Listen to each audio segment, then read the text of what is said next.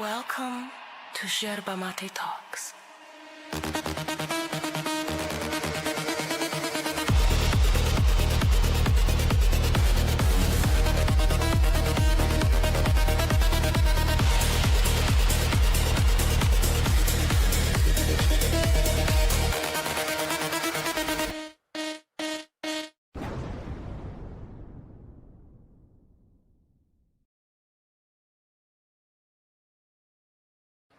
Welcome! I am Max. This is Kat.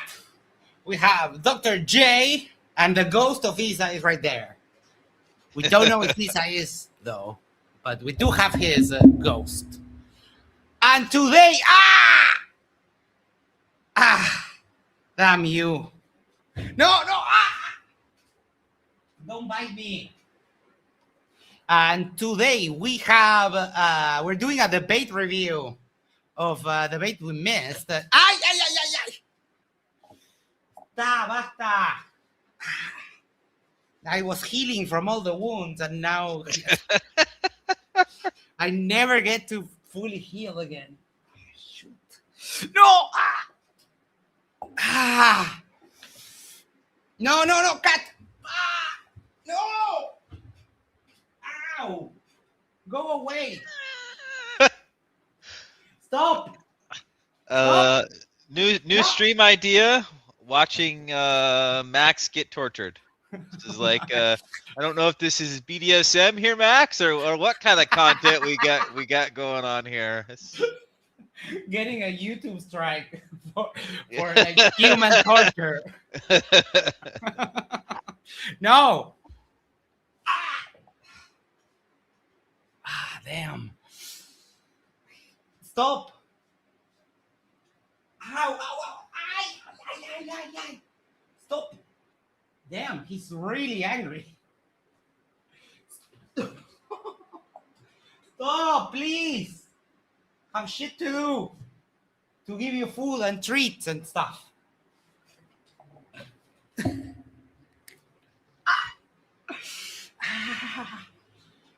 God, come on, we have a show to do. I invited the Word and I, and he said he would be here, but I don't see him. I'll check in with him via email. Oi! Who'd you say that was? Nadir's opponent. Oh, you scratch my damn chair. So do I need to remind him, or is he coming or not? He said yes, but if you can, I don't know how many times. Remind him. Yes, I'm having a hard time with the freaking feline here.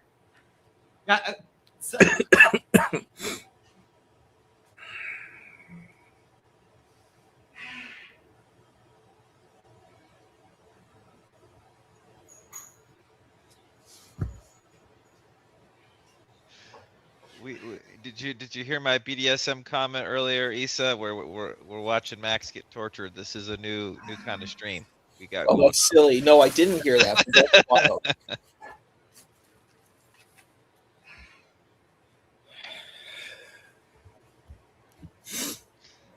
How's let's see, school.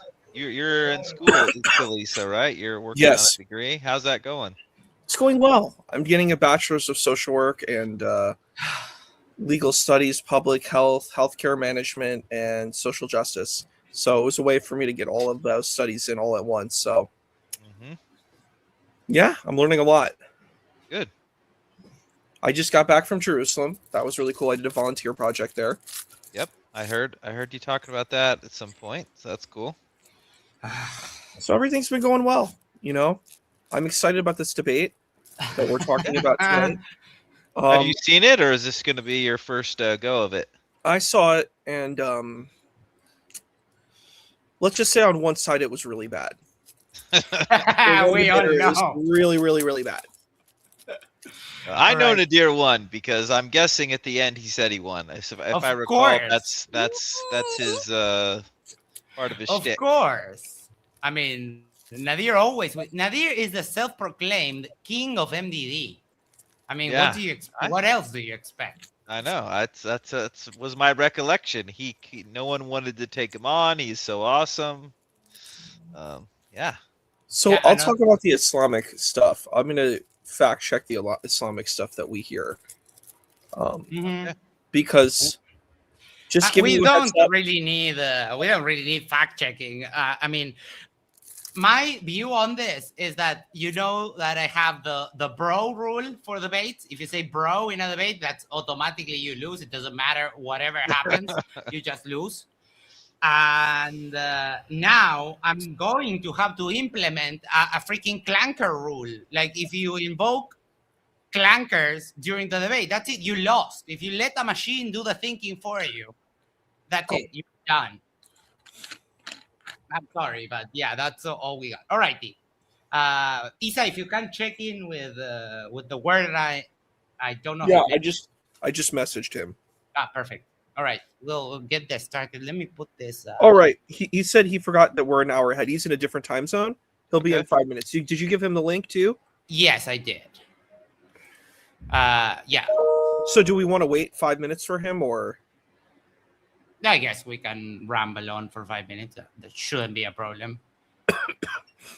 Dude. He really got my leg. I'm bleeding.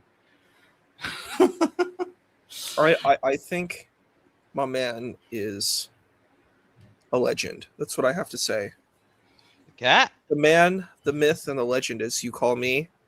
I think we must bestow that title on the greatest Muslim apologist of all time. Yeah. He makes us want to. He has persuaded all of us of Islam. Mm-hmm. Oh, 100%. It's wacky and it's quacky. Wacky. Yes. Yep. Oh, should we do? I saw the tail end of the debate, and I didn't want to watch the rest because I wanted to be genuinely surprised. But should we do a wacky quacky counter? I don't think there was too many, but it no, a couple times. he uses the wacky quacky with the atheist. The wacky quacky atheist will tell you.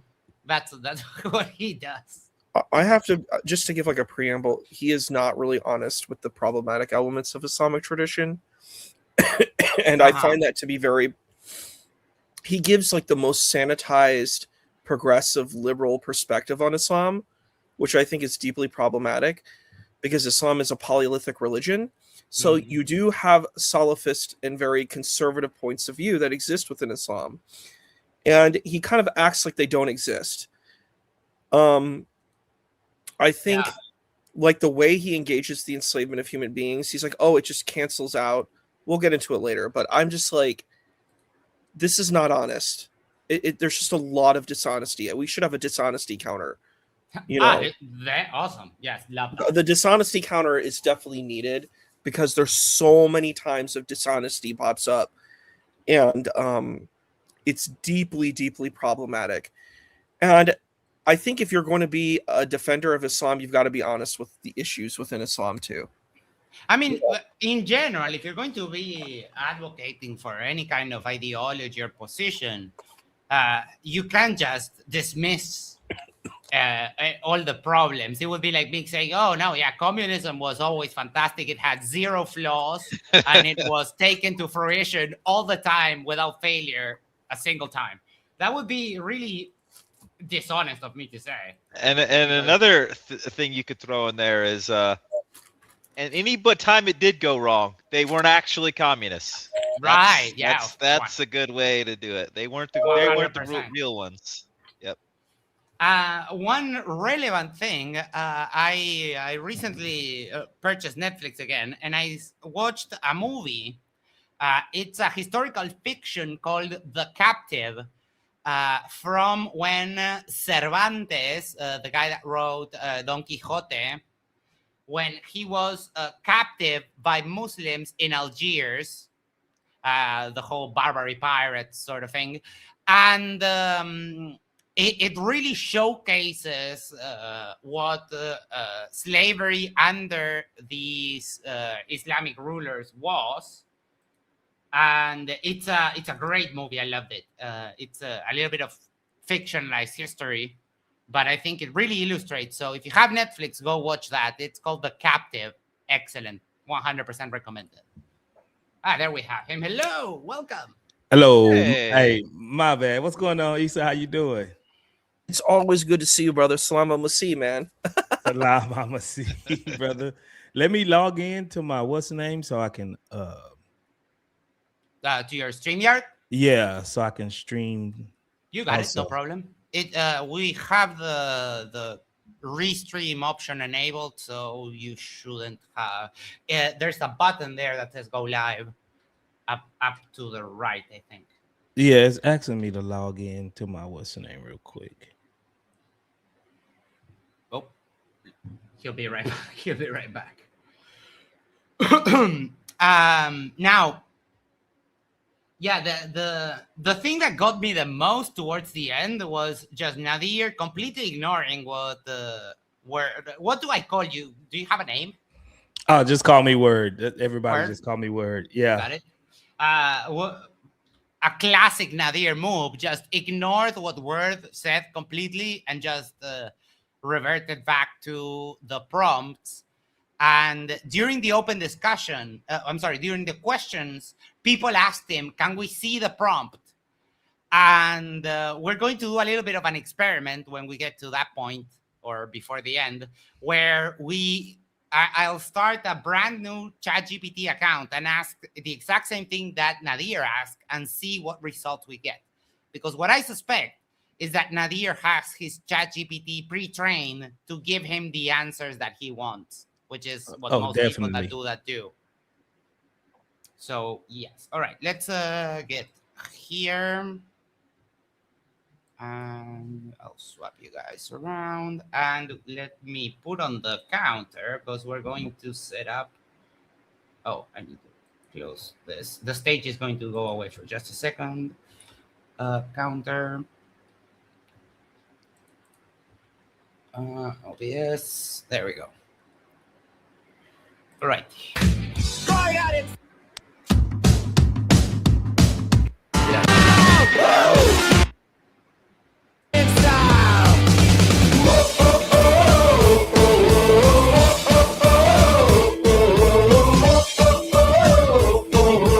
Okay.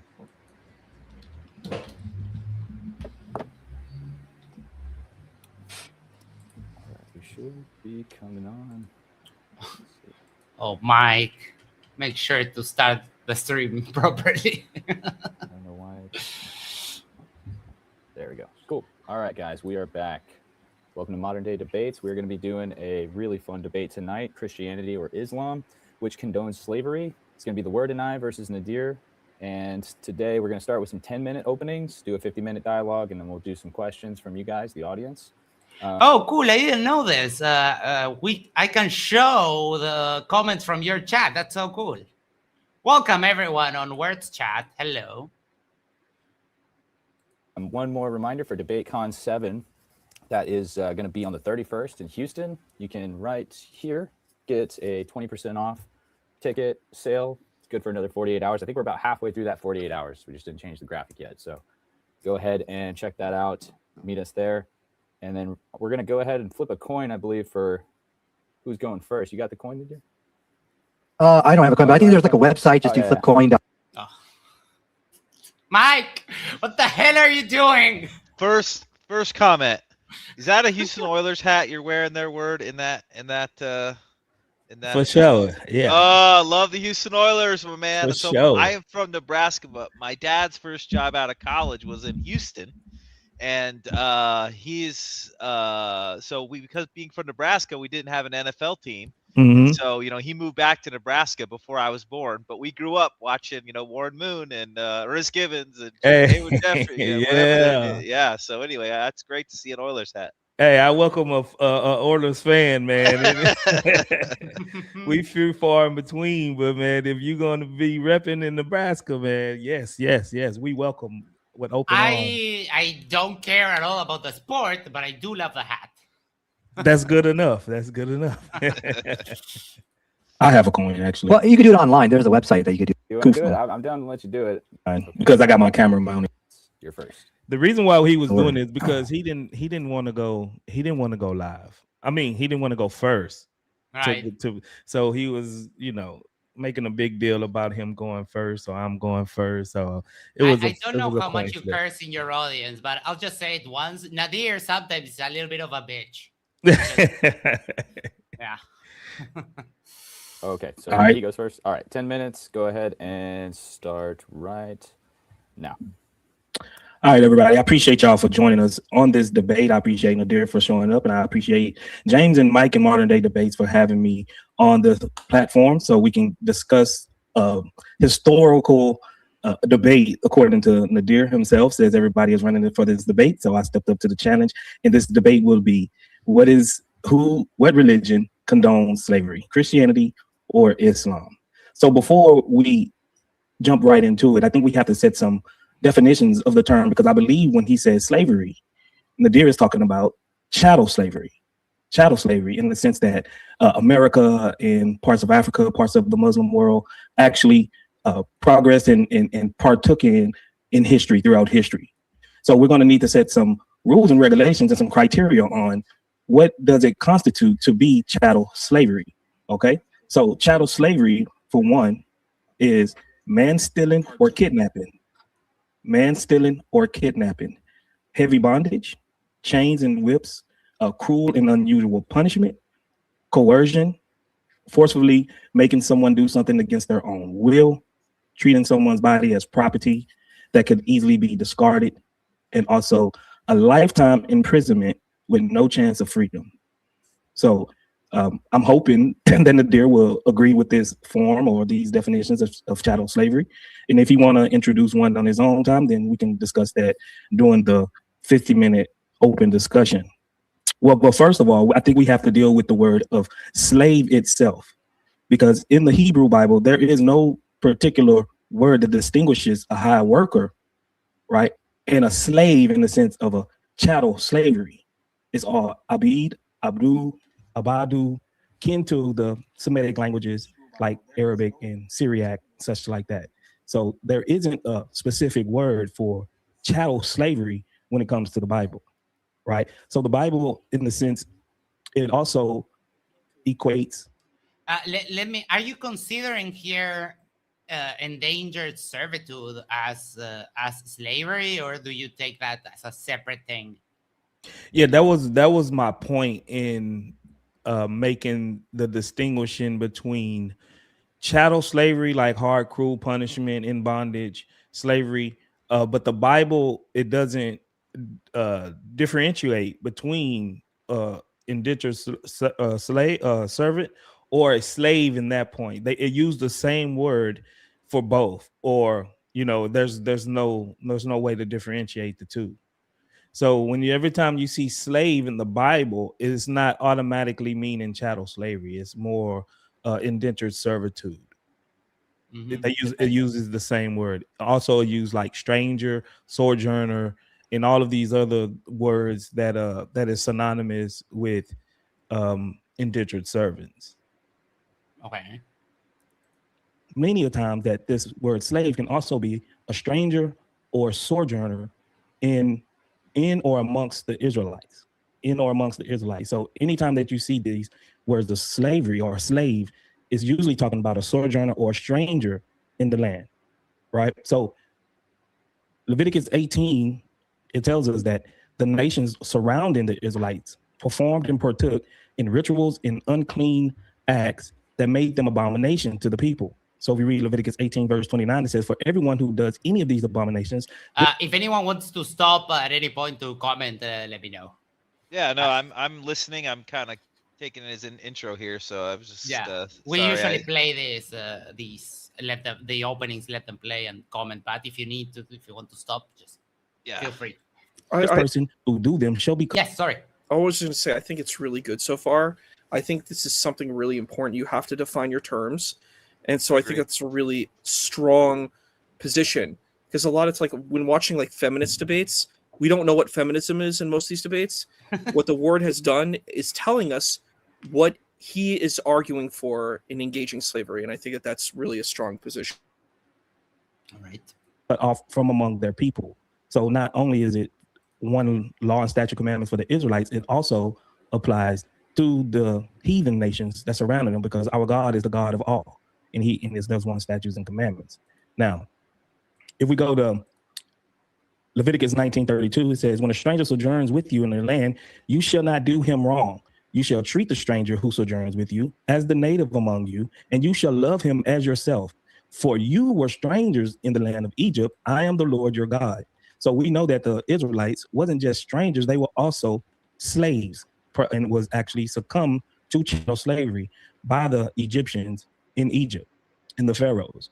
So even God himself equates sojourners, strangers, and slaves all to be in the same class and same category. If we indeed, when we go and we look further into how would you treat your slave or mistreat your slave, there is statutes and legislations that regulates you not being overly ruthless in making them, being barbaric towards your slaves. Exodus 21 verse 20 says, when a man, male or female, with a rod, and the slave dies under his hand, he should be avenged. So not only would the male or the owner who owned the slave or was under the care of the slave, he would have to die because they practice eye for an eye, tooth for a tooth. So these slaves are given the same human rights as the Israelites, right? And then Exodus 21, it also says that you cannot steal a servant or a slave from anyone. You can buy them from other people, from other nations, but you can't steal them. If you found stealing a male, female, boy, girl, anyone, you're caught with them, you should be put to death.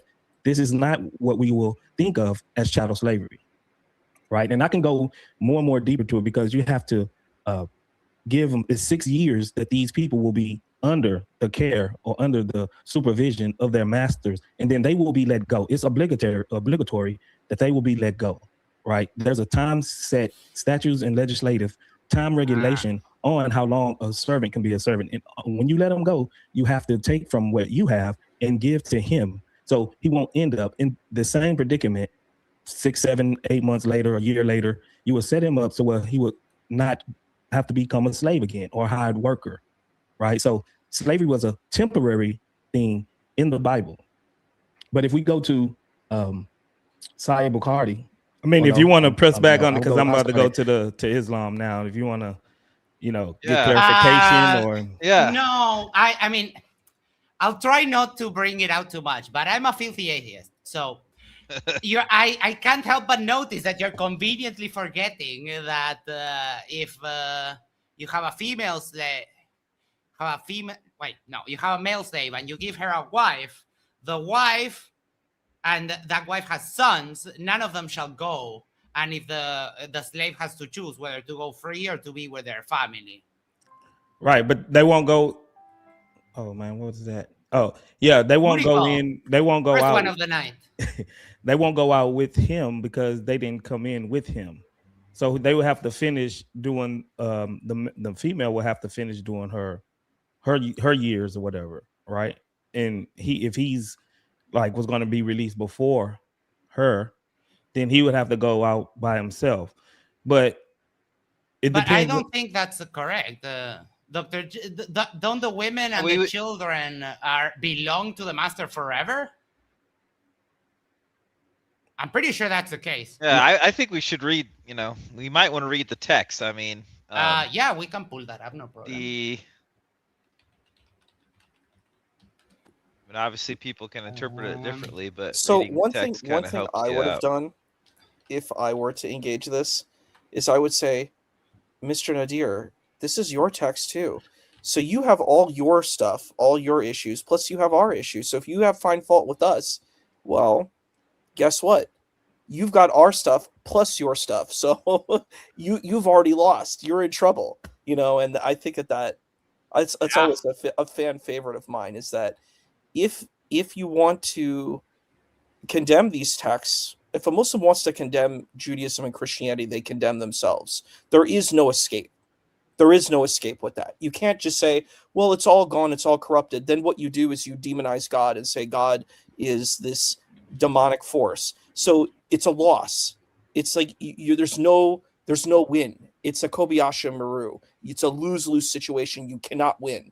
And I think I think it would be a button that if you push that button, it's like there's no escape from that. I would have added a little text. Yeah, I was thinking of taking that route.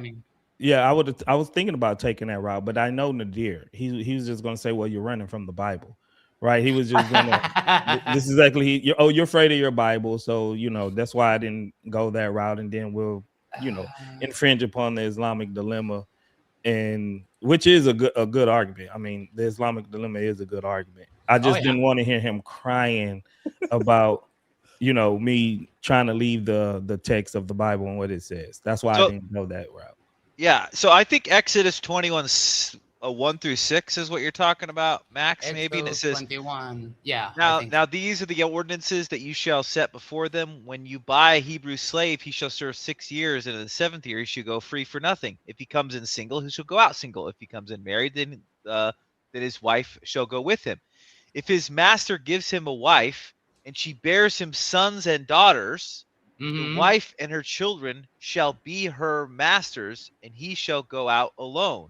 So if he marries a slave, I guess another slave or something, the kids and the wife don't get to go. But if the slave plainly says, "I love my master and my wife and my children, I will not go out free," he can stay or whatever. But yes, there are kids that can be born into slavery. That situation that don't have an option. That don't have an option, I think, is what you're arguing anyway. But that's one of the texts. There's multiple we could look at, but I thought we should read that one because I think that was what you were. Yes, that was the one that I was thinking about. Yeah, that's the one he was thinking about. Again, it's because of my inherent position regarding all of these things, right? So just wanted to point it out, and we can move on. We don't need to delve. I was just going to add one thing too, though. If you take the Christian position, you're not. So Jews actually are not held by this either. Modern rabbinic Pharisaic Jews do not hold to any of these laws because they say, "Look, we've evolved." And Christians make the same kind of arguments. If we're under the second covenant, we are not held by what is happening here. This is an understanding of what the ancient Israelites were going through. So it doesn't even matter. We're under Christ's law. So I think this is an issue that I see sometimes with certain Muslim apologists, is that they try to go to these Hebraic laws that I think it's a ridiculous position, because if you look at Islamic law, most of it's Hebraic. Like, for example, the unilateral divorce, it's impossible. It's almost impossible for a woman to get a divorce within Islam. There's this thing called the khul, but it's very, very hard because the woman has to prove a case to get a divorce. But you're in a patriarchal system where there's, even if you brought the case, it's going to be folded against you. And I've seen this over and over and over again. And this is similar to the ancient Hebrew law, where it's like you have to get a bill of get, where a bill of divorce. And it's very, very hard for a woman to get a unilateral divorce. This is just the ancient kind of Middle Eastern Semitic tradition. So it's like, if Muslims want to insult the Hebrew scriptures, I'm like, your entire tradition is completely influenced by this Middle Eastern context. So mocking and making fun of it is mocking and making fun of your tradition. It's so insane and stupid. It's unbelievable. I get that. But on the framing of this debate, Christianity, well, I mean, you could make the argument, because we're not talking about the books, we're talking about Christianity or Islam. So the practice of the religion is included when you just talk about Christianity as like a thing. You have the book, the customs, and the people that practice it, and so on. So modern Christians don't advocate for slavery, so that would be a fair argument. If it was like, does the Bible or the Quran, the framing of the title of the debate was Bible or Quran which condones slavery, then that would invalidate that point. But you're right. And one thing else I wanted to add. Oh, sorry. Go ahead, Dr. Well, I was interested in the Word's opinion on this. So, like, I think it's easier to defend Christianity against slavery because you go like, well, that's Old Testament. We don't do that now, so on and so forth. I actually think we as Christians have a harder time defending when you're defending against atheists, because the atheist goes, well, you're claiming that there's one rule forever that can never change, and so therefore the atheist is going to look at the Old Testament, New Testament the same, right? They don't care, because they're saying we're going to go with your guys' claim that all of these rules are for all time. So I think the atheist has a stronger argument condemning Christian, biblical slavery and compared to Christianity. I don't know what your thoughts are on that, but Yeah, I don't think so because they don't have no moral standard to even begin with to say this is right or wrong. Sorry, I'm just No. saying because it's all Oh, subjective boy. at this point. I mean, because if you're going to say, well, this is wrong to do so, right? Then who's even saying if it's they wrong? didn't say it was wrong, if they just said the Bible says slavery is okay, Yeah, they weren't trying to say it was good or bad, and they weren't making moral claim. They were just saying it was happening. That's harder for us Christians to defend against, don't you think? Or do you not? You still But don't think so? they're never going to detach their claim from morality. The reason why they believe it's bad because it's a moral claim. So that is, you shouldn't treat people like this and they shouldn't be property. But the Bible never ever even put this in a moral category, right? It never says it is Which immoral adds to our protect. point. No, this is why. Because it never says this is immoral in the fact that someone can sell themselves to you. The immoral part comes on when you mistreat them and you treat them subhuman. This is what the Bible clearly says you can't do. You can't treat them subhuman, and you can't beat them, and you can't do these things to them. So this is a separate thing. The category of practicing slavery, of someone selling themselves to you, or you buying someone because they're in debt or something like that. The practice itself, right, is not inherently immoral. It's how you treat them. Hold on. It's how you treat them once they do it. That's the immoral act, because the Bible always said, love your neighbors, do unto others as you do unto you. So this is the immorality part of it. It's how you treat them once they do it. If they're freely coming and selling themselves to you because they can't feed themselves and you have the means, then that's on them. That's not on you. But you can't treat them subhuman. Yeah. Sorry, Max. I derailed us a little bit there. We better I wanted keep to say going. one more comment. I'm going to have to cut off my tongue for it. Like, boy. I I actually would have love one. to talk to you about that, because you were like, in my account, you're wrong about everything you just said. But we'll just move on. I have one more comment. No, but that's cool if you think it's wrong, but Yeah. you have to give justification why. Well, I'll do it really quickly. You don't have objective morality because your morality comes from the mind of God. That is definitionally subjective. And I wouldn't make the distinction that if someone sells themselves to slavery, then that is also okay. No, I wouldn't want the bank to come and own me because of a debt. That is still immoral. No, you're not. The bank ain't coming to own you. You're selling yourself. Just like when you fill out an application to your job, you're selling yourself to that job. No, you're not. selling your. Yeah, you are. You're selling your work. You're selling your work to that job. I'm selling my work, but I do my hours right. and I go this home. Is right. And Not this is even exactly. close. Hold on. This is the exact same way, because it's not. Hold on. You could just say no, but you got to let me finish. Right. They're selling themselves to someone else, but it's for a certain time. Just like you get home at the 8-10 hour work shift, they're doing it for 6 years. So there is a limit on when they can and cannot do it, right? On how long they're going to do it. As far as this, now, this part when you read in Exodus 21 about the female, the wife cannot go out with the man, is because he's going to leave under the godship, depending on if he's from a different nation or something. He's not going to be a citizen of the Israel no more, and she's more than likely a citizen of Israel, so she's going to have those overhead protections by being within the society of Israel. So if she's going to give that up, no, I mean, that's not what's going to happen. So for her to be protected, she stays with him. So, do you mind if I make another comment? I wanted to make. No, go ahead. Okay. So, one thing that I think what I would have incorporated within this word is you mentioned how Arabism is connected to Islam. And I think you have a valid claim to that, because there's this boost of what is called Arab identity. Many different ethnic groups, like in Iraq, in places like Algeria, Tunisia, Morocco, these indigenous populations were not called Arab, right? So Islam got tied with Arab identity. even in territories like Palestine and Israel, people then started calling themselves Arab because they spoke Arabic. But the funny thing is, we don't call ourselves English because we speak English. So it's an interesting space. So I think what you could have done, you say, look, these people who did slavery were European and colonialists and imperialists. They may have called themselves Christians, but they weren't following Christ. They can call on Philemon. They can call on the narrative of Onesimus and Paul. But guess what? Paul isn't talking about that, and they misused Paul in order to promote their European imperialism and colonialism. That's a pretty strong argument. And then you could say, well, look, this Arab imperialism and colonialism is tied to Islamic tradition. That is what they did right in the beginning of the 7th century. They went out and did imperialism and colonialism. How did Caliph Umar ibn al-Khattab end up in Israel/Palestine? How did he end up there? Did he end up there by love and kumbaya, or was he doing imperialism? You could say, look, our tradition, we don't have that.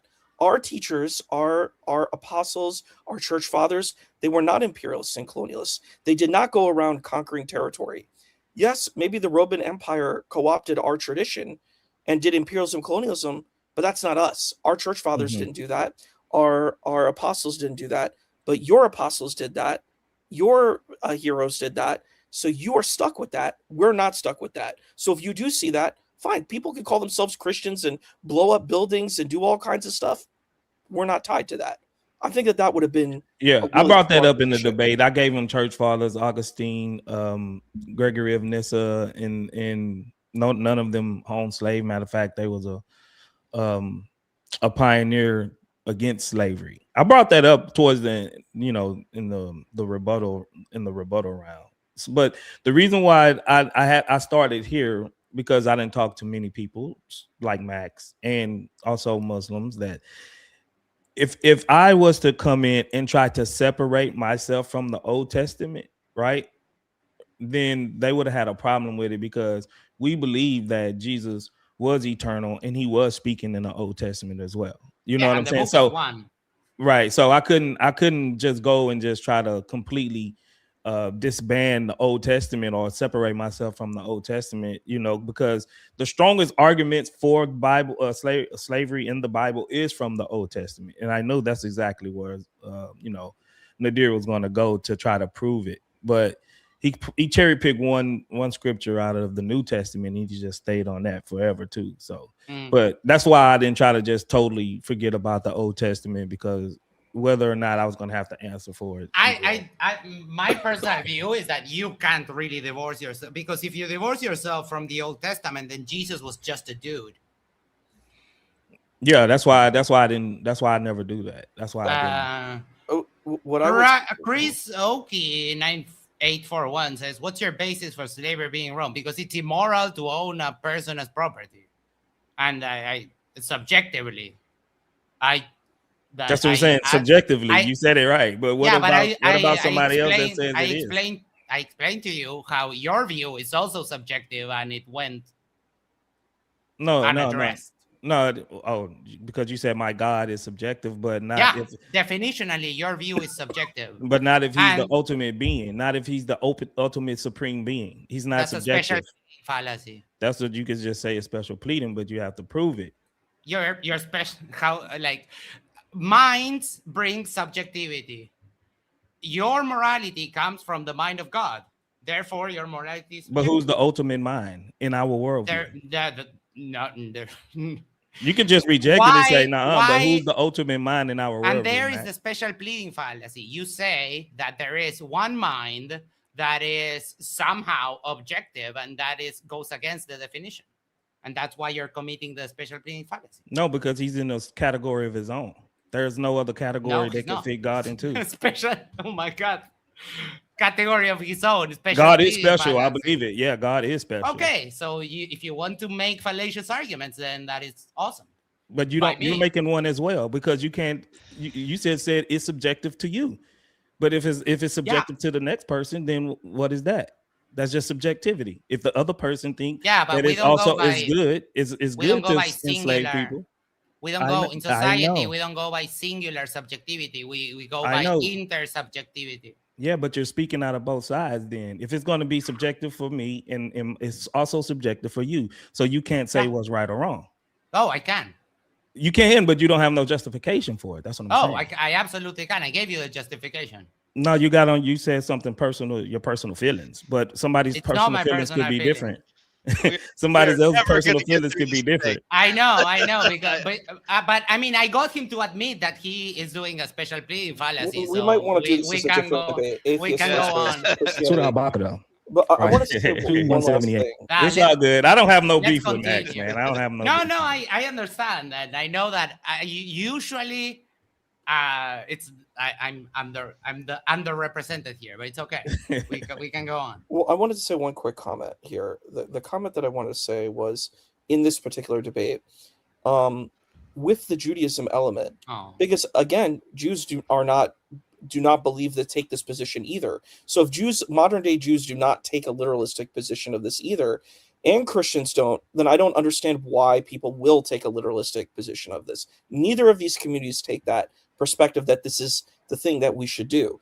There's a context, it's historical, and I think if I was taking the Christian apologist position, I'd be like, yeah, it did happen.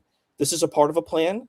It's God has a mysterious plan of how these happen. I don't need to explain it, but what I can say is I'm under the new covenant and we don't do this.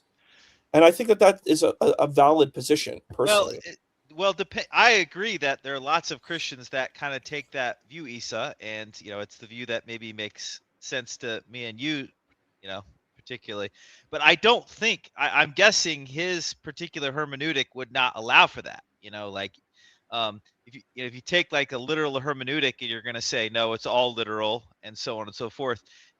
The option of just saying, well, this one's metaphorical or it was this way and it's not this way now, I don't think that's sort of, I don't know word well enough or hear enough of his content to know, but I think that would go against his sort of foundational way he interprets the Bible. Not really. I just did this because I know he was going to bring it up, right? Because I didn't like Max said, they're not going to let me divorce myself from the Old Testament, right? See. It's just something that some hard passages on the surface to answer for, and I didn't want to seem like I was running away from it because of course Nadir would have called me out. Pretty sure Max would have called me out too if I was debating him on doing it. So I just swallowed the pill, gave my best explanation for it, given the context within the Bible. But I do agree with Isa on the surface that no, we're under a New Testament, a new covenant, that this is the Old Testament, but and we don't practice this and we don't, condone it. But this is right here, Nadir and Max or somebody like Max. They wouldn't let me just get off by saying that. They would have tried to pin me to the Old No, Testament. you're 100% right. If you would just completely say, oh no, that's just the Old Testament, I would be salivating. I would be foaming at the mouth. Basil Problems for $5 says fascist playtime begins soon over on MDD. Maybe Big Mike will be hosting. Yeah, but that debate is today. They're talking about the ICE incident from last week with Pretty, I think was his name. And that is extremely upsetting. So we're going to have fun with Nadir, and I'm going to completely omit that. If it turns out to be a good debate, we'll review it later. But no, I'll pass. Let's carry on. It says, "Oh, believers." And for those of you that were wondering on Words Chat, I'm from Uruguay and I'm an atheist. I'm not a Muslim. The law of retaliation is set for you in case of murder. A free man for a free man, a slave for a slave, and a female for a female. But if the offender is pardoned by the victim's guardian, the blood money should be decided fairly, and payment should be made courteously. So you see that if I was to unalive Nadir's slave, then he would have to unalive my slave. So that means I get off scot-free and I don't have to suffer a penalty. My slave will. Now, do this sound like a one statutes, laws, and commandments that the slave is given just as the owner? No, of course not. If we read it, I think that's particularly in the hadiths, bad in the. Boy, that is nasty. Right. So I'm not gonna, suffer for anything that I did if I, unalive Nadir's slave. He would be able to unalive my slave. But we see the quite opposite in the Bible. It's if you unalive anyone in the Old Testament specifically, you're gonna get unalive, whether it's a slave or a free man. You can't just go around unaliving people. And as far as chattel slavery, right? Slaves don't have no legislation. Like there's no, like you can literally take your, if you was a slave, take your owner to the judge and get rulings about, being mistreated. And if you run away, you can't be returned. That's far from chattel slavery, right? So it's not like that in Islam. That's why I brought that point out. Hadith 1602, right? It says that there came a slave and pledged allegiance to Allah's apostle on migration. He did not know he was a slave. Then there came his master and demanded him back, whereupon Allah's apostle said, sell him to me. And he bought him for 2 black slaves. And he did not afterwards take allegiance from anyone until he asked whether they was a slave or a free man. So we see that Muhammad himself is engaging in slave trading. He didn't only do one good. He took one out of slavery, supposedly, because he was a believer, but he exchanged them for 2 slaves. So he took one out, put 2. He just doubled up on the slave. That's the Black Friday sale that my big brother Scott usually brings up, right? We see time after time that Muhammad and someone will release a slave, and Muhammad will come back, and then he will override the ruling and give the slaves back to the owner, right? And we see time after time again in Sahih Muslim 1438 that when they go on expeditions, they took slave women and they had intercourse with them, essentially making them their sex slave. All right, you got about a minute, 10 seconds left, buddy. Sex slavery, brutal and cruel punishment, taking people without their consent, right, is all propagated and facilitated by their own prophet, because he was with them on these things, on these expeditions, and he allowed the brutality of slaves. Do we find some places where it says, don't hit your slave and don't? Yes, of course, I won't deny that. Well, then Muhammad is just a walking contradiction, because he's not practicing what he's preaching. He's allowing one standard and he's doing it and relegating and delegating his judgment arbitrarily, and he's a walking contradiction. So you don't know exactly whether he is for or against slave, and more than likely he is for slavery, because he continued it and practicing it. And there is no strict ruling that says that you cannot have chattel slavery in Islam. That'll be it. All right. That was your time there, Word. Thank you. Yeah, I think I just what I did there, I just brought it in. Of the 5 standards that I brought up earlier, I showed that it's this that fits, the category of chattel slavery in Islam. And he didn't ever want to talk about the sex slave thing, because he knows for sure that they had sex slaves, like literally. Oh yeah, I mean there were. For the slave girls, you could have them breasts showing and breast that kind out, of thing. yeah. It's breast out. It's it's pretty bad. Here, just go ahead. Let me know when you want me to switch to screen share. Yeah, can you switch to screen share right now, please? All right. Point. I'm sorry to tell you, but point for Nadir. That would have gone a lot better for you if we love a presentation here. It engages the people. It keeps, it gives them something to look at. Yeah, I could have. I mean, I had I had all of my verses up on the what's the name, but Mike, he says it does wonky things with the presentation, going back and forth and putting it up. So I was like, all right, I won't bring up I won't show anything. So maybe Mike just was inexperienced with it, and James, yes, he's kind of a noob. I had to teach him how to get the sound properly. Yeah, so I didn't want to prolong the debate any longer with him trying to bring up, my screen. But we do love a presentation. And another thing I would say, Max, before we jump on about that intro is, we also do like when people prepare an intro, actually prepare one. Yes, 100%. Yes, maybe a presentation would have been fine or whatever, but actually preparing one and like knowing what you're going to say is the most important thing. And absolutely that happened. I thought that was good. That some thought was put into it. I thought that was great. Yeah, that was a fine opening. I'm nitpicking because that's what we're doing right now, right? It's a review, of course. It's the review. But we've been doing this for 2 years straight, and that's something we always say, that the presentation is engaging. It helps people like really cement what you're saying. Especially if you're bringing up verses, seeing them for later reference and so on, it's always good. But it's fine, no problem. All right, I can start my time right now. Thank you for that, for your opening presentation. Wait, full of do I mind? misinformation, Can I say one? I wanted Yeah, to say one thing of too. course. So Get ready. The light counter is going to start ticking very fast. Go so ahead.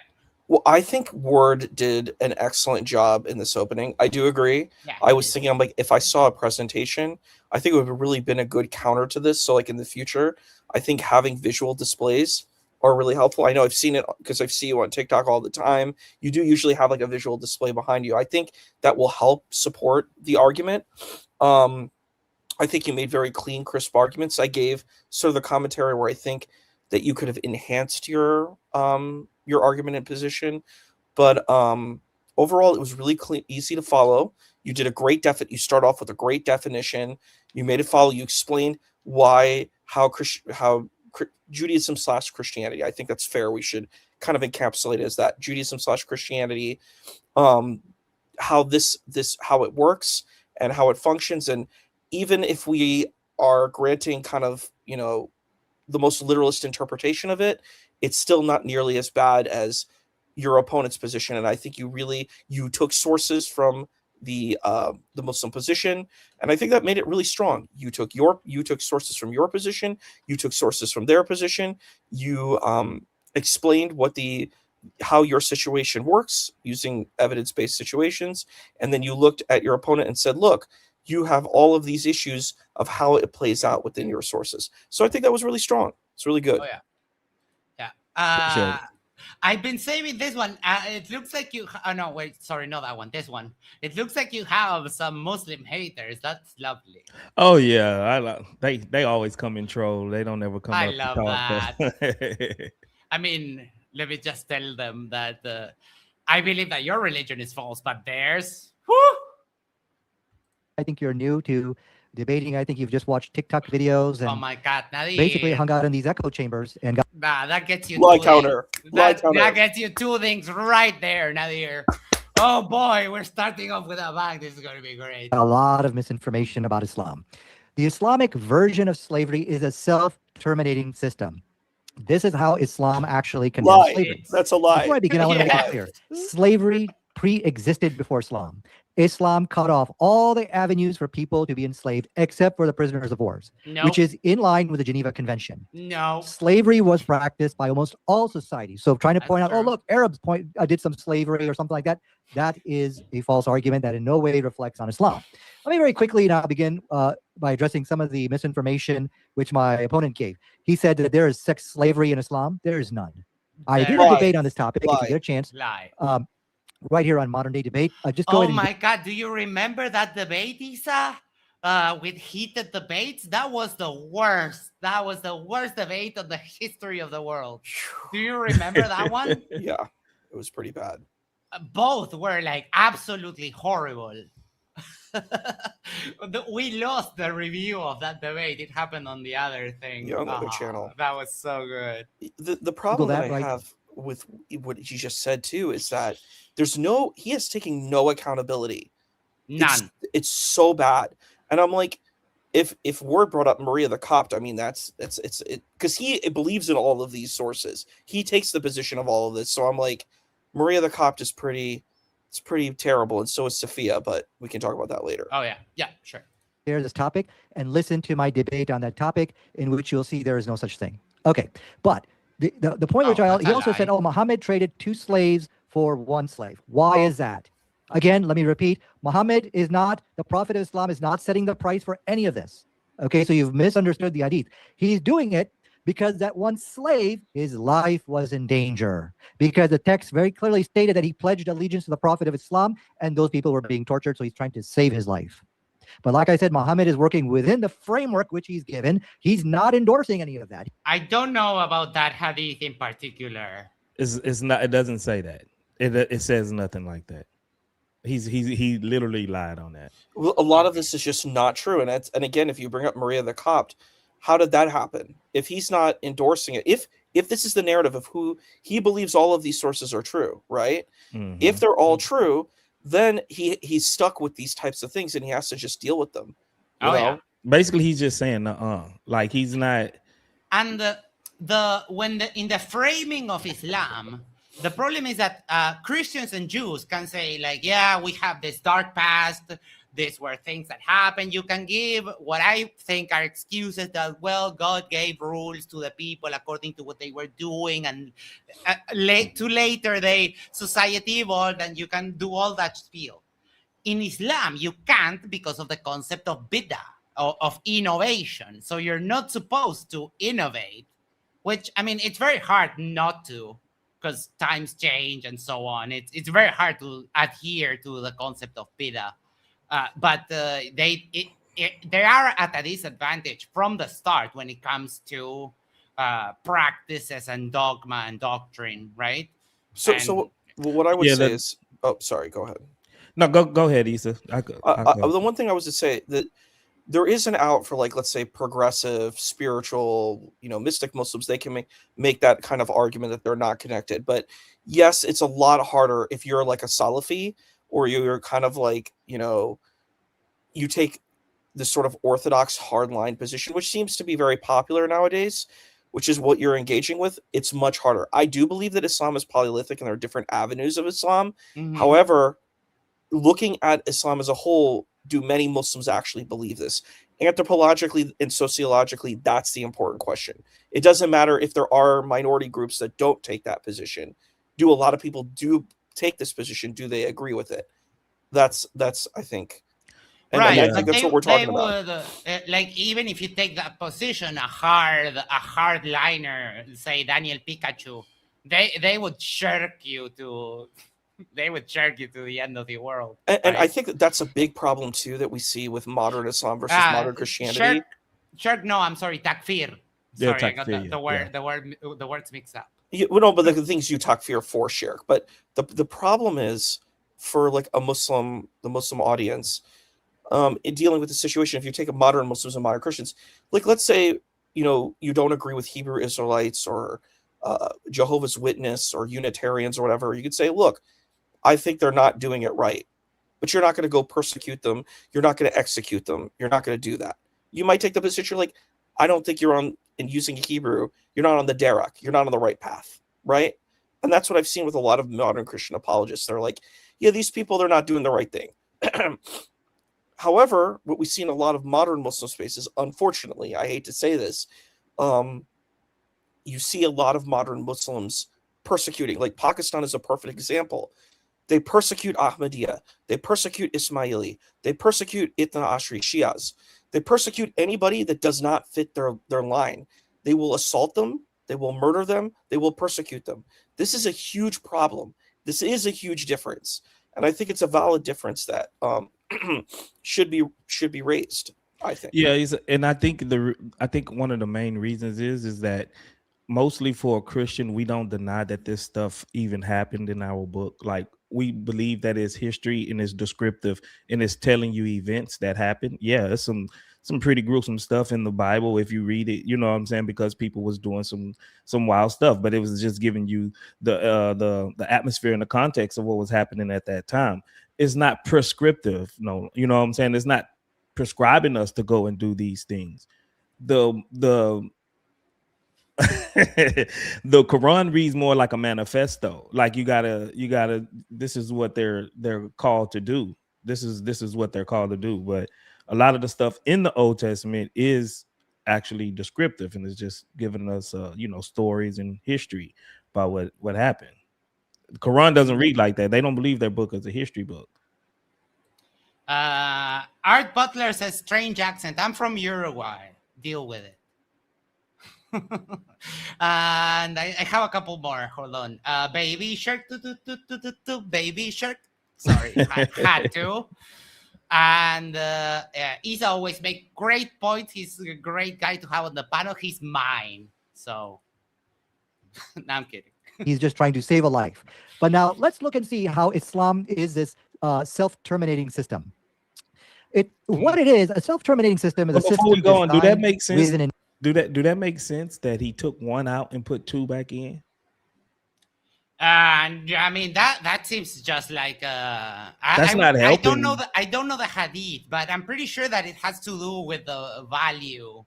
That's what I've heard before. Like, for example, the testimony of two women is worth one of two men. right? I'm sorry, 2 women is worth 1 man. Yeah. And I think that's, but I don't know the hadith. I don't know. The heading of it is selling animals for animals of the same kind but different quality. That's the heading of it, and this is the hadith under it. I mean, yeah, that's okay. So yeah, it's, white slaves there were worth more than Arabs and so Probably on. so. But if they were more exotic to them, right, and if that dude was in trouble by, I guess by his owner, he's taking him out, but he's putting 2 back in. They're in danger. I mean, wouldn't they be in danger as well? Like it just don't make sense. And here, for those of you in Word chat, I have one rule for debates. If you say bro in a debate, you lost. It doesn't matter whatever you say, whatever you do. If you're trying to have a serious intellectual conversation and you call someone bro, that's it. You're done. This rule I will implement now. If you appeal to the freaking clankers, you're also done.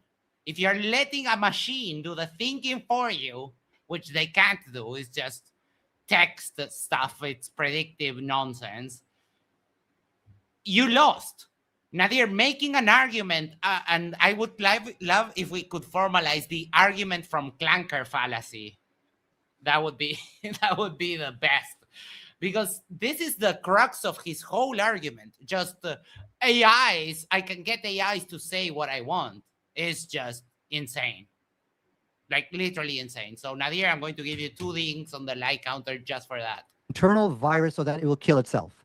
This is how Islam condemns slavery. Some systems are intentionally designed to contain rules that eventually destroy themselves. So let's take a look at these malicious viruses that causes the system collapse of slavery. It states very clear. Let's go to the first one right here. It states, and this is, let me make this a little bit bigger for everybody. A man was beating his slave. The Prophet ﷺ said, and then he immediately saw the Prophet of Islam. I'm gonna paraphrase very quickly. Just please, just hit, freeze on your YouTube channel so that you can get all my notes. Going to go through this very quickly. I apologize about that. So, or just hit pause. I'm sorry. So it says the Prophet of Islam said, had you have not freed your slave, basically, the gates of hell would have opened up for you. So if you beat a slave, you will go to hell. Another hadith. A man beat a slave. What? When I was beating my servant, I heard a voice behind me saying, Abu Masud, bear in mind Allah has more dominance over you than you have upon him. I turned and found him to be Allah's messenger. I said, Allah's messenger, I set him free for the sake of Allah. Thereupon he said, had you not done that, the gates of hell would have opened for you, or the fire would have burned you. But that is not like a general prescription. That's a particular, right, Isa? Yeah, I would agree. I don't think this is a good argument.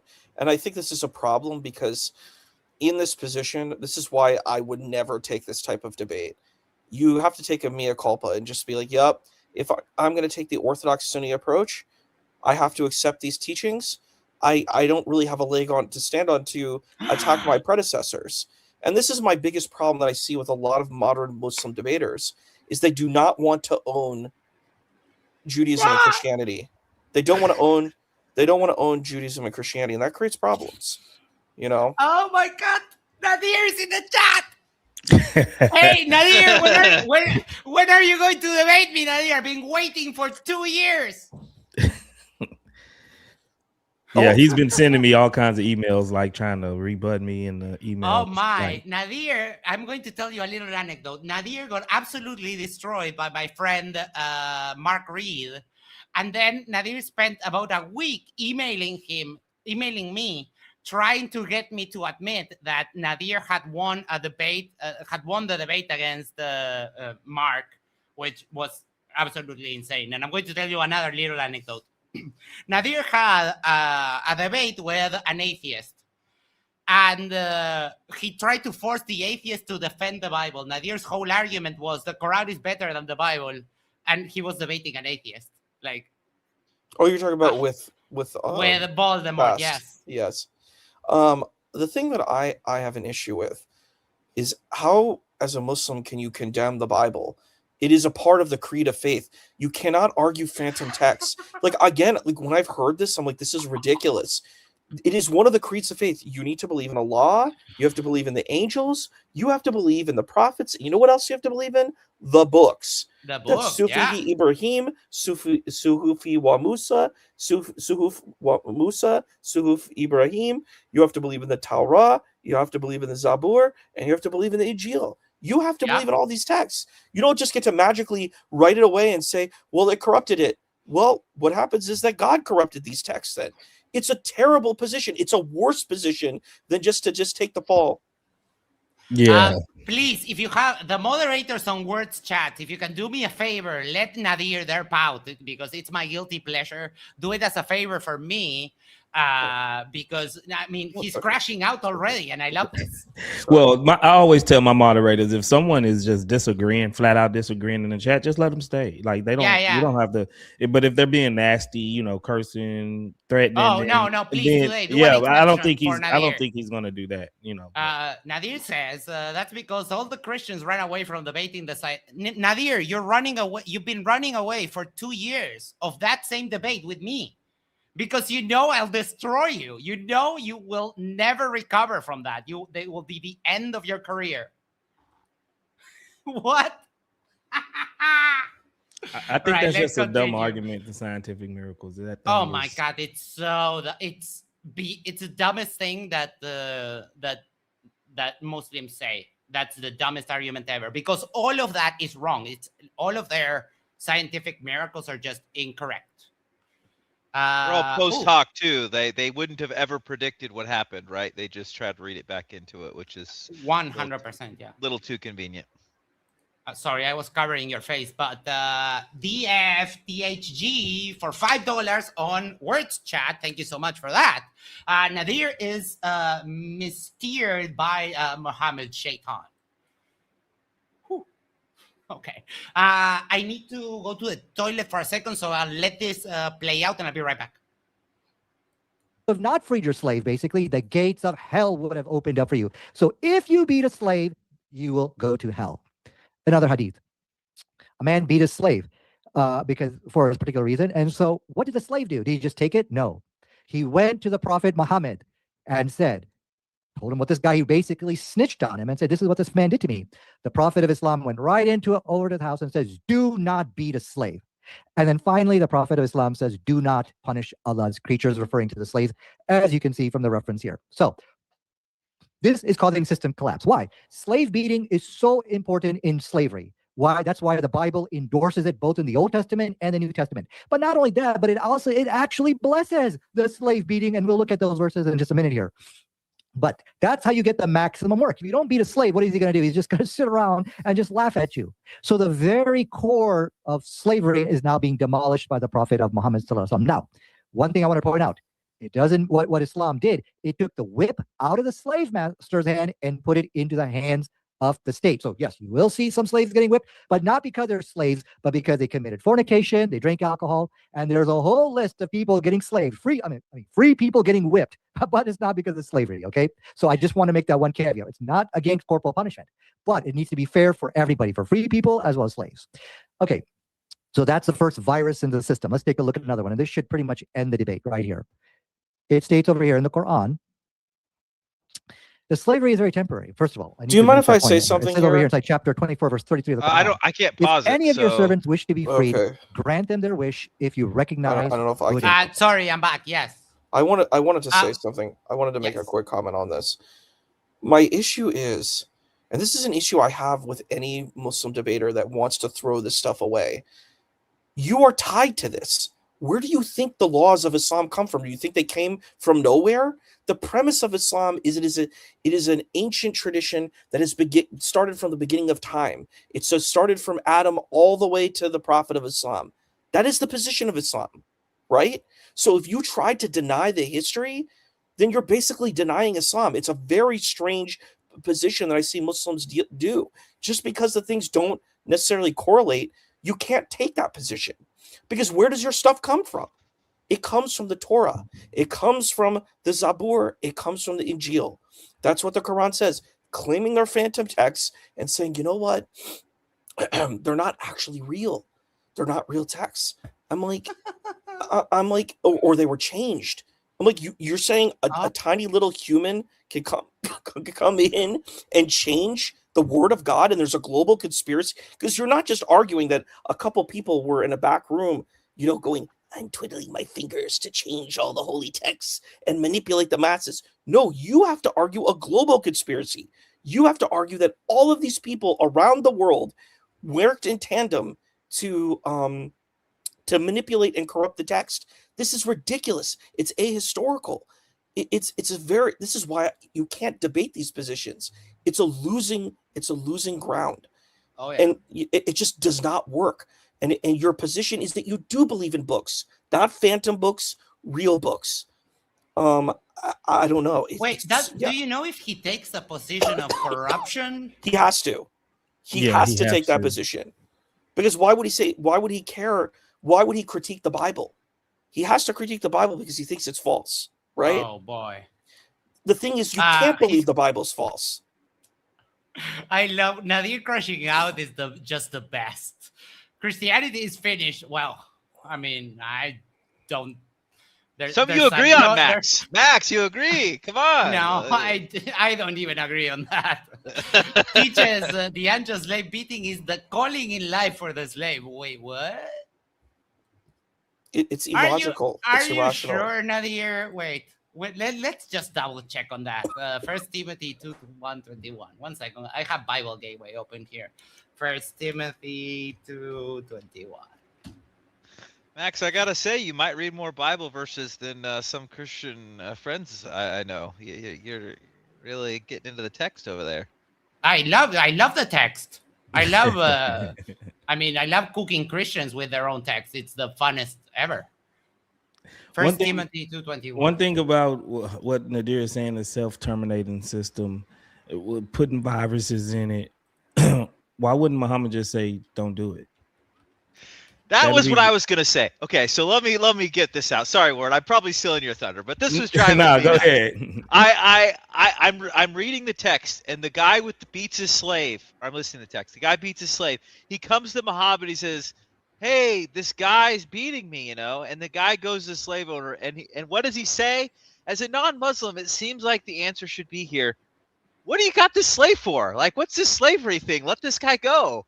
No, he doesn't say that. Yeah. Like, hey, don't beat him quite so bad, right? Like, as a person who never had heard this story before, it just seems so obvious that the way this story should go and everything but like this ancient, religious text is Muhammad would come and say, hey, don't have slaves. And that is not what he does. And I think if you didn't grow up Muslim, like this, or hadn't already been weren't quite like invested in it, that story just doesn't seem right. Like, that's not how Muhammad should have responded. And I don't know, Word, if that's what you're going to say, but that's exactly because because he said that Muhammad got rid of slavery, right? That he got rid of all of slaves, like he just outlawed slavery. But that's not what we see. We see him engaging in selling slaves and allowing other people to have slaves. He didn't ever once say, hey, just get rid of all the slaves. Why are you with this slave? Now, the thing that's different between me and him, he's just denying everything about slavery, period. Like, Muslims, like Muhammad, never did these things.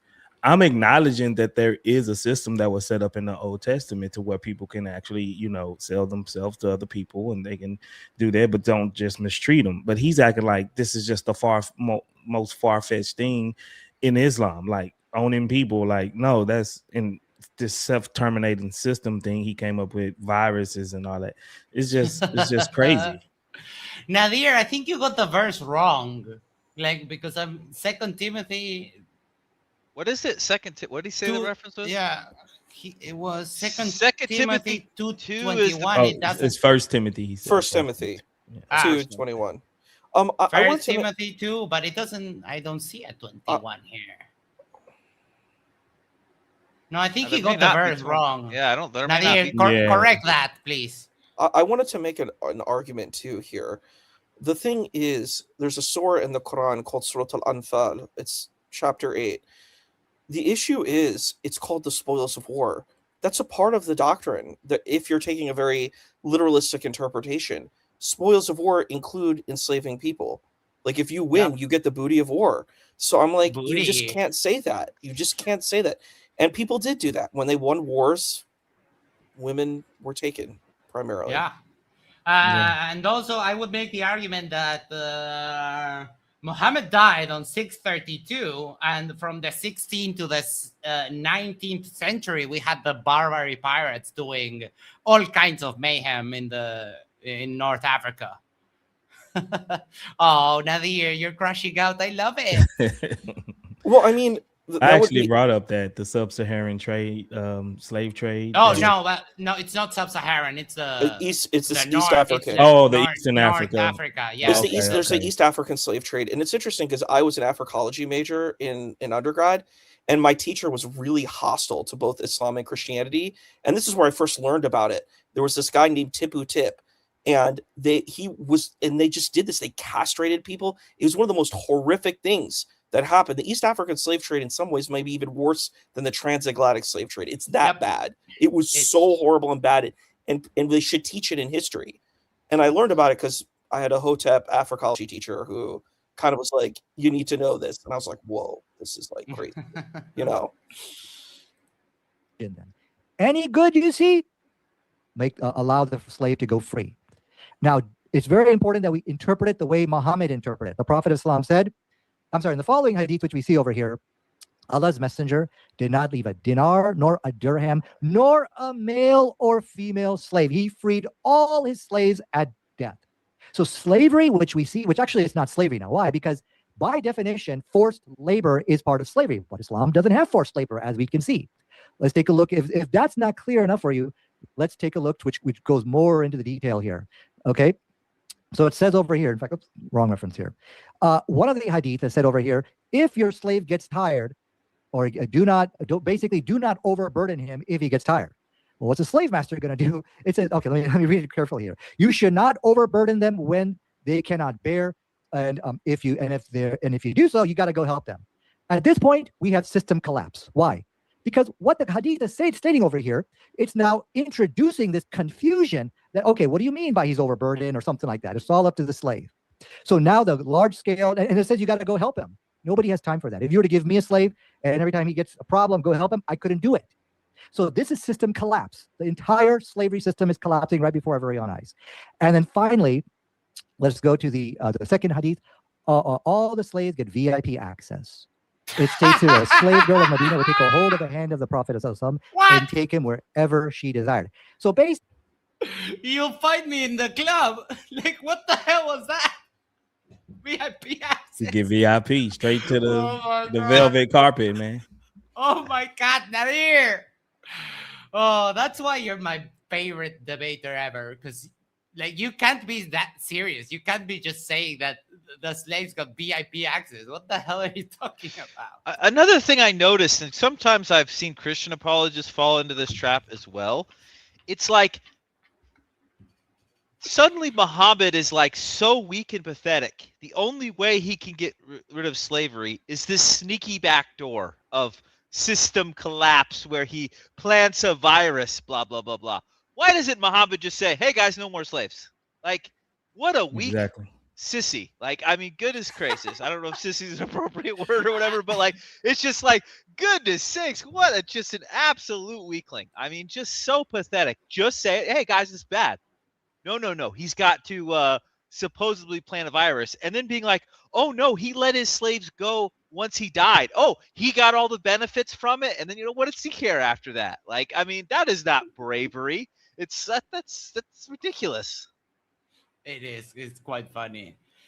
Basically, every slave kind of turns into a rat or a snitch, because he's going to report what you're doing in the home. Now, how would you treat a slave like that? So this is how, if you look at how slavery is supposedly, the rules of slavery, it causes system collapse. So no, Islam does not endorse slavery in any way.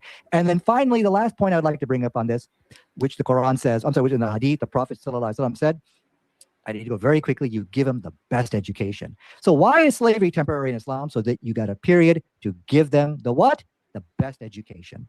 Okay, so that is a so-called... Wait. Oh, look at the text that is there. Whoever has a slave woman and teaches her good manners and educates her, then sets her free and marries her, will have two rewards. Nadir, that's coercion. Like that is absolutely appalling. Because I mean that's a bribe. Like I'll set you free if you marry me. That woman has no choice.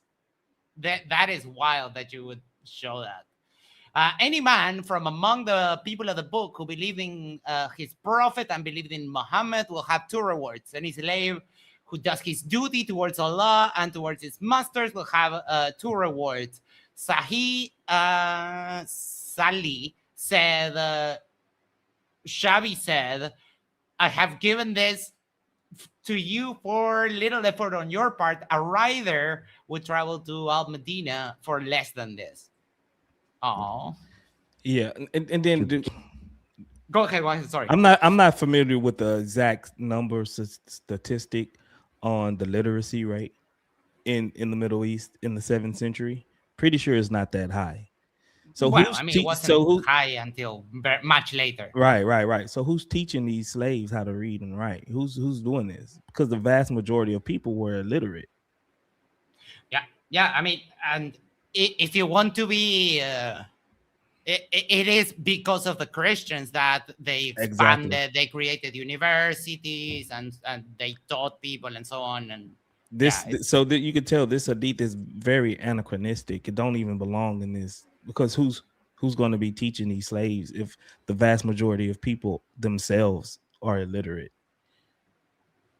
It's a weird thing. Give them the what? The best education. Okay, so that is a so-called slavery in Islam, which actually, by definition, it's not slavery. I've been forgetting about the counter. Let me give Nadir just 10 dings for the heck of it. I'm pretty sure you can find 10 of them in there. It's something else. Now let's turn our attention to the Bible. In the Bible, it fully endorses slavery. Paul. No, Nadir, that's 2 more things for using ChatGPT. I mean, if you're going to do a machine, why Word could have just debated ChatGPT. And Nadir, you have your ChatGPT pre-trained to give you the answers that you want. That is extremely dishonest. There's some very good verses which do talk about being loving with a slave and stuff like that, but that's all an endorsement. Paul shows his complete and unwavering loyalty to support the violent, psychopathic slave master. He protects his power structure, and it is the slave master, not the slave, which is given VIP treatment. Let's take a look at those verses here real quick. Now, here we see a picture of these slaves with their hands cut off by their slave master. This is actually a true story here. What did the Bible say about this? It says, I don't know why he put that picture up. That's like from... over the top, Nadir. Unnecessary. You could have just said it. It states right here, in 1 Peter chapter 2, verse 18 through 24. Servants, be submissive to your masters with all fear, not only to the good, but also to the harsh. So there you go. There's your chattel slavery, which he was denying, but it goes worse. Remember, this is talking. Nadir, harsh does not mean psychopathic. That is exactly completely wrong. And if you want to be pedantic about it, there were rules about how much violence you could exert on the slaves. Does it have some does that claim have some problems? Yes, but you're completely missing the mark on that here, Nadir. Sorry. About the psychopathic slave master because he's just punishing him for no reason. It states, for it is commendable if because of your conscience towards God, one endures grief and suffers wrongfully. So you're not doing anything wrong, but you're still getting a beating. For what credit is it? Is if when you are beaten for your faults, you take it patiently. So you should take the beating patiently. But Muhammad condemned it, said you are going to go to the hellfire. And then finally the verse ends. It states over here, and to this you are called. What are you being called to? What is your calling in life? To be a doctor, a lawyer, an engineer? No, but to get a vicious slave beating / torture from your slave master. It states here inside verse. For what credit is it if when you're beating for your fault, you take it patiently? But when you do good and suffer, if you take it patiently, this is commendable before God. For to this you were called, because Christ also suffered for us, leaving us an example that you should follow his steps, who committed no sin, nor was deceit found in his mouth. I mean, he's making an analogy here, Nadir, as how suffering can be redeeming. I don't think that even I wouldn't take this as Paul like endorsing slavery. Yeah, and that's what I told him mid debate. Like, it's saying that, these people are going through hardships, right? And he's not calling up arms and take up arms against your masters, but you'll be basically, Jesus will redeem because he also suffered at the hands of, and he was innocent in that aspect. So conform yourself to be more like Christ. That's all that is saying, that he didn't want to do. Just MJ3 says, "Come to Christ, Max." No, thank you. I've read the book and I'm fine. Verse 21, in no unclear terms. For to this you were called. So here's my question for my opponent. Look at these children with these amputees. Their hands were cut off because they could not meet the quotas. Is this beating, this torture, is this their calling in life? The Bible says so. So my opponent needs to answer that. So what also I want to bring up in this verse, if you look at it, it is talking not just about the evil side. That is your 10 if you give me one more minute, I think you should go ahead and wrap it up real quick. Oh, sure. The Bible is talking about the psychopath because the text very clearly says there. Harsh is not psychopath. Don't do that. Like that's a silly word game, Nadir. For it is commendable if because of your consciousness towards God, one endures grief and suffering wrongfully, meaning you didn't do anything wrong, but he is just bullying you. But what you should notice is that the injustice by the slave master was never corrected. The moral burden is placed entirely on the abused party, and the abuser is never addressed or restrained. That is because the Bible, what Paul is doing, he's trying to appease a slave master. He wants the slave master to think that slavery is cool and that slavery is, What? What? Yeah. Like, what?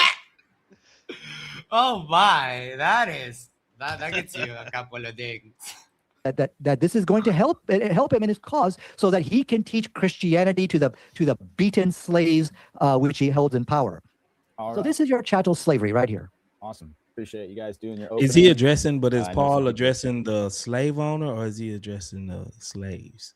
Right. No, I take it as he was addressing the slave and exactly kind of making an analogy on even how you can, when living a life of extreme suffering, you can still be redeemed. Yeah, and dude, if I as a filthy atheist can understand that, like I don't get how you don't understand that. And that's not written in a prescriptive way, right? It's written in a descriptive way. Yeah. Yeah. Analogies are hard. Keep saying that my mic's not very loud, so just give me a quick check on that. With the sound problems. I appreciate you wanting to hear me a little better. Is that better for the sound people? It's a little bit less, but I can hear you. I think it'll mainly come through in the stream, okay, not you guys on the Zoom. Awesome. Oh. What is Why does this? he use Zoom? Why does he still use Zoom? Why doesn't he use StreamYard? Because Zoom costs like $20 and StreamYard costs $100. Yeah, I guess. It's just not really. I mean, you paid $100. That's crazy. Me? Yeah. Wow. Well, but we do open panels, and we want to have like all the people. Yeah, we pay the full. I think you can get that with like $40 a month or something like that. The same. Yeah, but I also have Isa and Dr. J as team members, and they can do everything. Oh, okay. Yes. Yeah, that's crazy. No, we pay the full price. All right. Okay, so I'm sorry. Wait, I was going to address this. Islam is the only religion acknowledged that females have power of newborns. Also, females can give birth to one newborn at time yearly. So burden is taken from them by allowing husband more wives. Oh my God. No, not even going to touch that with a 10-foot pole. And thanks for watching Modern Day Debates. Go ahead and get a ticket for DebateCon 7 for 20% off right here with this code, 20 firm stream. We're about, and also final word members. I think I believe you will have access to all the live streams from DebateCon 7 coming up. So go ahead and subscribe to that. Awesome. So you guys want to do the 2 minutes back and forth Yes, until we can kind of see what the rhythm is? All right. Yep. Well, I'll let Word go since you just did your opening, and we'll keep it going back and forth. You got 2 minutes, Word. Go ahead, starting You see, now. we had agreed that we were only going to do this for like maybe half the time, half of the 50 minutes. But he didn't want to, because I wanted to have a more of an open dialogue so I can press him on some of the information he was getting. But he didn't never want to do that. He wanted to just stay 2 minutes, like we're trading monologues at that point. And it's just that's not how I wanted a real cross exam to go. I prefer a more, just a normal conversation than the time sections. It's over formatted, I say. Nadir just lied all over the place, just like he accused me of watching TikTok videos and doing he just pulling all of this stuff from his imagination, from his delusion of grandeur. I don't know where he's pulling all of this stuff from, but if you specifically read the text, when he just lied and said, well, Muhammad freed all the slaves. Really, Muhammad freed all of the slaves. What about Bilal? Bilal wasn't freed. That was his main slave. What about Anjasha? All of these, Bilal and Anjasha never got freed. Bilal got bought by Abu Bakr, and he petitioned Abu Bakr to say, if you have bought me as a slave, then you just let me free. If you bought me for the sake of Allah, then you must set me free. When did this happen? After his prophet died. His prophet was already dead, and he was still there was still slaves in the Arabian Peninsula, even under his own watch.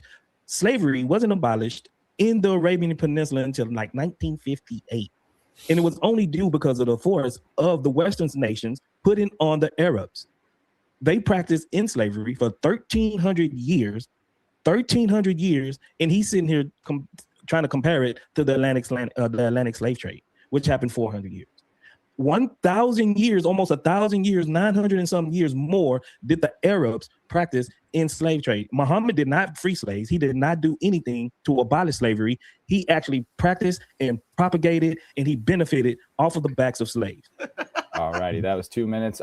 Just for someone in the chat who had misunderstood, we're not going to go to members only chat right now. It's like the last 10, 15 minutes or something. And I never said that. James is actually the one who turns that on, or the bots do, or the mods. I'm not certain. It's not me. Don't worry.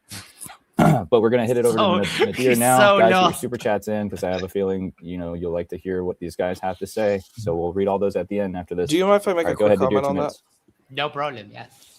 I think that this is a problem for Nadir. Trying to write away the involvement of Muslims in enslavement is like trying to divorce it and say, well, this is just Arabs. I'm sorry, sir. Arab identity is completely intertwined with Islam. Many of these ancient groups, and this is just my big problem, it's like you're not being honest. And like, if you identify as an Arab, you're going to usually identify as a Muslim. Most Middle Eastern people, and Ward knows this, because he has a lot of Christian Middle Eastern people, a lot of them identify as Assyrian. They identify as Canaanite. Many do not even identify as this term Arab, because Arab is intertwined with Islam. This is an important thing to know. So there are some Christians who call themselves Arabs, but it's very rare. Many Middle Eastern Jews do not call themselves Arab either. They call themselves Mizrahi, or Sephardi. So this term Arab is connected to Islam. So trying to just say, well, that's just Arab and Islam is something different. No, the culture of Arabian culture and Islamic culture are intertwined. And if you look at Islamic culture, a lot of it is Arabian, wearing clothes. I did the other day that we were talking about this. I did a little Venn diagram. So we have Arabs is the group in which you have Arab Jews, Arab Christians, and so on. So, and then you have Muslims. The subgroup of the Venn diagram is the group of Muslims is contained within the Arabs, at the very least at the start of Islam. So it would be not all Arabs are Muslim, but all Muslims are Arabs at the beginning, Nadir. Yeah, Not it's that true. hard. And there may have been a few. There may have been like a few folks, but right in the very beginning, it would have been all Arabs. That is correct. I And mean, he unified the the Arabian wandering Peninsula. tribes That's correct. of Arab of like mushrikun Arabs. So yeah, and this is the issue. It's like this identity marker. It does, because where is the indigenous Middle Eastern religions? Most of them have been wiped out. Like that's kind of the byproduct of what happened in the Arabian Peninsula, and that's what occurred. But I think it is a fascinating thing to try to divorce Arabian culture from Islam and just say, well, these are just Arabs. I said, Islam is very heavily influenced by Arabian culture. The clothing, there's a hadith about a siwak or a miswak, right, that you use to clean your teeth, that they say about hitting that's what it means to hit the wife, right? The wife, yeah. Exactly. So, it's which is false, by the way. But the thing is, if we grant that this is Middle Eastern culture, do you know what I mean? Mhm. Dates, all of this stuff is all Middle Eastern. It's all Arab. Even And their just say- clothes, their hairdress, everything. everything. It's all Arab. You can't just throw it away and say, yeah, Arab has nothing to do with it. That is deeply problematic. And I'm going to take the South Asian culture. Take Pakistani Muslims. They work extremely hard to be Arab. Their caste system, so Muslims have a caste system just like Hindus do. The highest level of the Muslim caste system in South Asia is how Arab you are. I'm not joking. You're from the Quraysh family. You're a Sayyid. You're a Sheikh. It's all about how Arab you are and how little South Asian you are and more how Arab you are. It's crazy. So there's this worshiping of Arab identity. It's insane. Yeah. There is a heavy worship of Arab identity. And a lot of Pakistanis are like, I'm really Arab. They don't really know Arabic. They're also very Persianized. They don't even realize they're Persianized element. They're Farsiized. They're Arab, and then they want to be Arab. It's tragic. It's a tragic story. And I'm sure you've seen this too, Board, about like even in the African-American Black community, there's this obsession with Arabness. Oh yeah. And erasing, Black identity. It's very crazy. Mm-hmm. Yeah, now I don't mean to talk down to you, but let's just call it out. All of what I've presented, I showed references. Can you share my screen there real quick? References for what I've said. Look, I am looking to have an intelligent debate. That means you must respond to my arguments and references. So if you can share my screen, Mike, just so I can read let's read the hadith very carefully. It states here, Allah's messenger did not leave a dinar nor a dirham or male or a female slave. Okay? This is the hadith right here. This is from Sahih Bukhari. And I also show the verse of the Quran that if any of your servants wish to be freed, grant them their wish, if you recognize some good in them.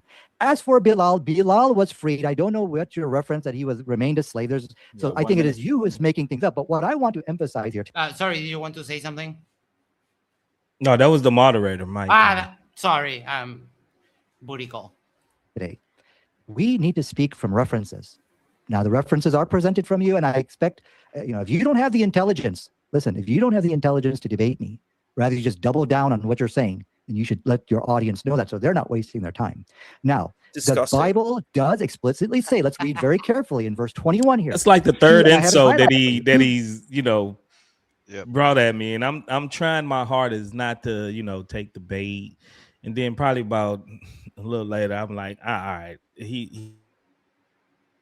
you done threw too many of them at me. I'm gonna give it back to you. So And he attacks David Wood and God Logic. What does that have to do with this? And I've noticed a lot of Muslim debaters do this. Why are you attacking God Logic? Why are you attacking David Wood? Why are you attacking Apostate Prophet, IP? They're not a part of the conversation. Leave these people out of it. Focus on who's here. exactly. That's wild to bring up other people. But I mean, we do have Nadir doing that, like being completely unaware of the debate he's in when he debated Voldemort, asking him to defend the Bible. Like, dude, he's a freaking atheist. He doesn't have to defend the Bible. He doesn't care. This, you were called because 30 seconds. Christ suffered for you, leaving you as an example. What is the context here?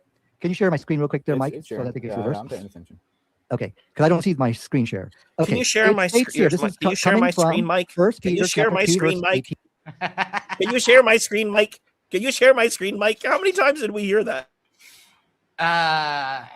Yeah, but we covered that, Nadir, and you're equating harsh with psychopathic, which is not even close.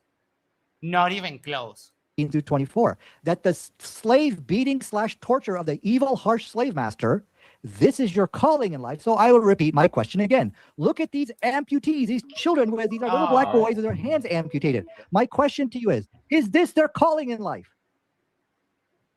Nadir, that will get you 5 dings every time.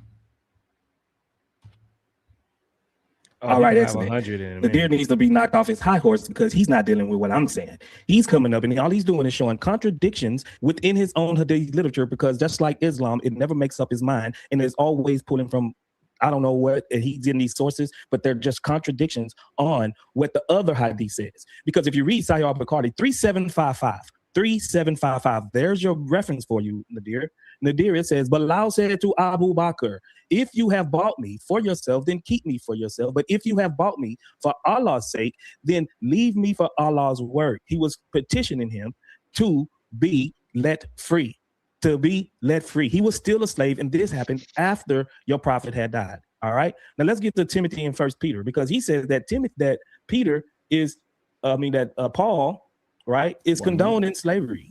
He's condoning slavery.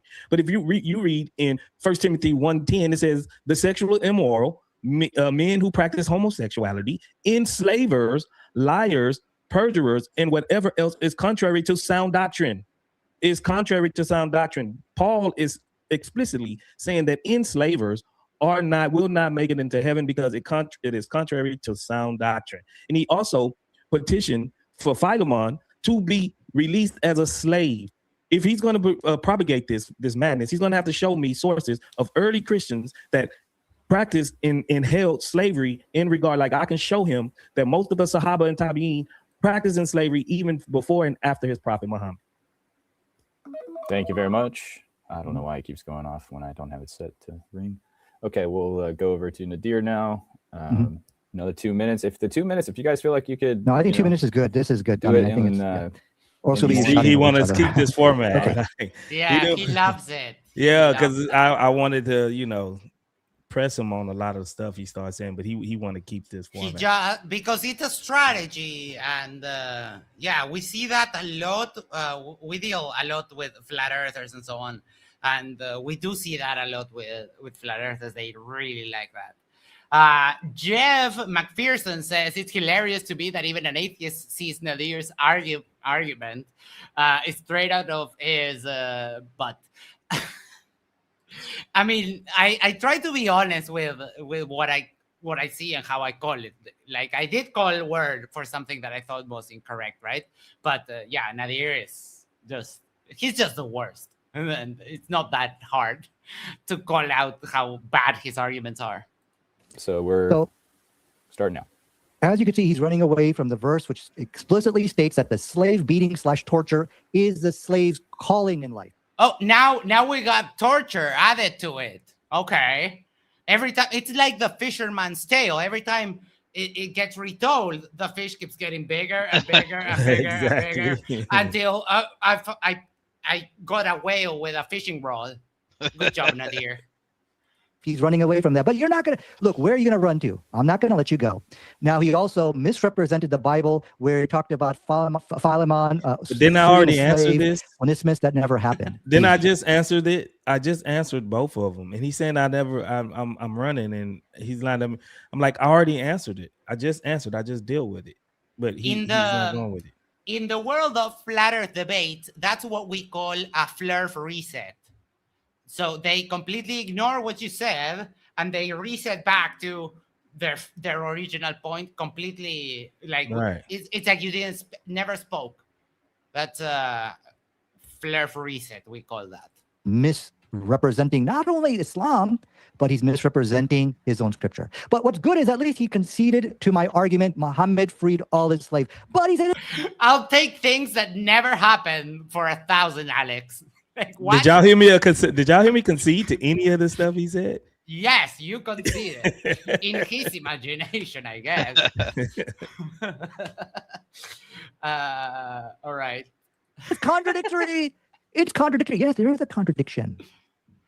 There's a contradiction between what the hadith I quoted and your wacky, quacky interpretation of Islam. Wacky! Nowhere did it say that Bilal remained a slave till his death, the reference which you Nadir, that gets you 10 because the ones that are wacky quacky are the atheists. I mean, some consistency, Nadir. But Corey did he? did not But say this, I mean, I hate to keep stopping it.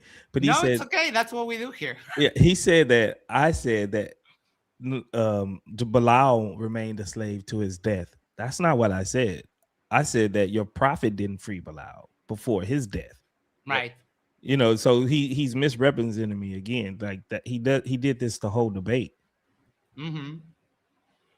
So we are at 33 minutes. You had a 10-minute opening. I didn't see. Let's just take out 10 minutes. That is 23 minutes. 1 second. That is 55 divided by 23. We are at 2.39 likes per minute, Nadir. That is rough. That is hard. I would appreciate you just please share your desktop like how I'm doing it and show the references which you're talking about. You're just basically at this point lying because you're panicking. You're panicking the word and I by just making up stuff. Look, the point of this debate tonight is that we share our screens and show the exact references we are talking about rather than making things up. It's a well-known fact that Bilal was freed. This is a well-known fact. But I don't have to prove that to you. You have to show evidence to the contrary. So he has accepted the hadith I've given him tonight that Muhammad freed all his slaves. And this is the point, that Islam is a self-terminating system. So saying, oh, well, Sahaba had slaves, that does not refute my argument that it is a self-terminating. It does. What did I even accept? Oh my God. For those of you who don't know Sahaba, those are the companions, right, Isa? Yeah, that's the companions. It's the Sahaba, then the Tabi'in. Those are the followers. I mean, the second generation after the Sahaba. Yeah.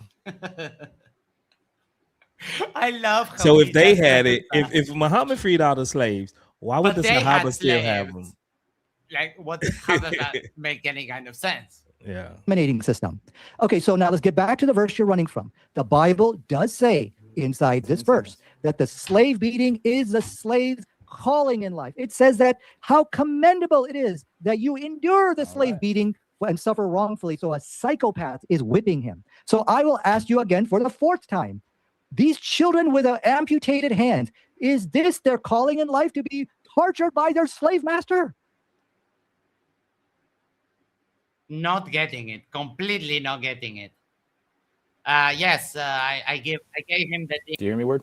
Oh, my bad. I thought I was off. All good. Okay, We'll start it so over. he just lied about Philemon, because it says in Philemon 1:15 through 17, for perhaps this is why he was separated from you for a while, so that you might have him back for good, no longer as a slave, but better than a slave, as a beloved brother. He is especially beloved to me, but even more so to you, both in person and in the Lord. So if you consider me a partner, receive him as you would receive me. And we know Paul was a free man. He's telling the owner, he said, release him and bring him in as a free man. Okay? That's exactly what it's saying. Yeah. Now, I didn't ever concede to anything. Nadir is just lying. Yeah, he did lie there.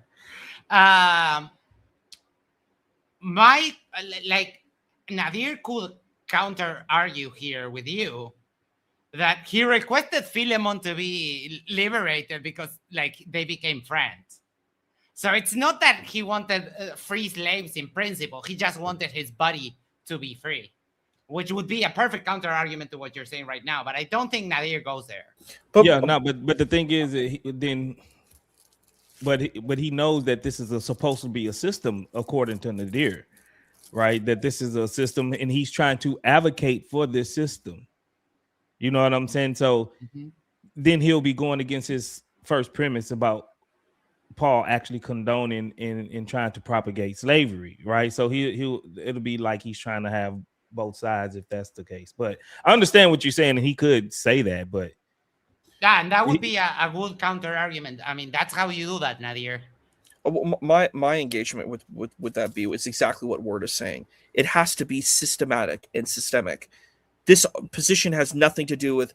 You can't actually argue it. So the European colonizers and imperialists use this but they're misinterpreting the text. They're misusing the text for their nefarious deeds. That's what it is. Because if this was a systematic situation, then Paul himself would have enslaved people. He did not. The thing was, this is a system of the society, and he was engaging with this system in society. So basically, these people were trying to cherry pick the text in order for them to do nefarious things. That's the way that I would see it. I think you can't really argue that Paul is arguing for systematic slavery. It just does not work with this position. If you want to critique him on other things, most Muslims will do that, and that's fine, but you can't really critique him on this. I think it's a ridiculous position. It's a cherry picking position, and he's not condoning it. He's engaging in a society that does it. So it's very different, That's exactly why I brought in 1 Timothy 1:10, because it says, that this is not sound doctrine for enslavers. So he's talking about the whole systematic methodology or whatever of enslaving people. He's speaking out against that. You know what I'm saying? So it's hard for him to say this, and I brought him this. This is why I said that earlier, and then he's gonna say, well, and he's conveniently ignoring the rules that are very explicit about how the Hebrews are supposed to be slaves.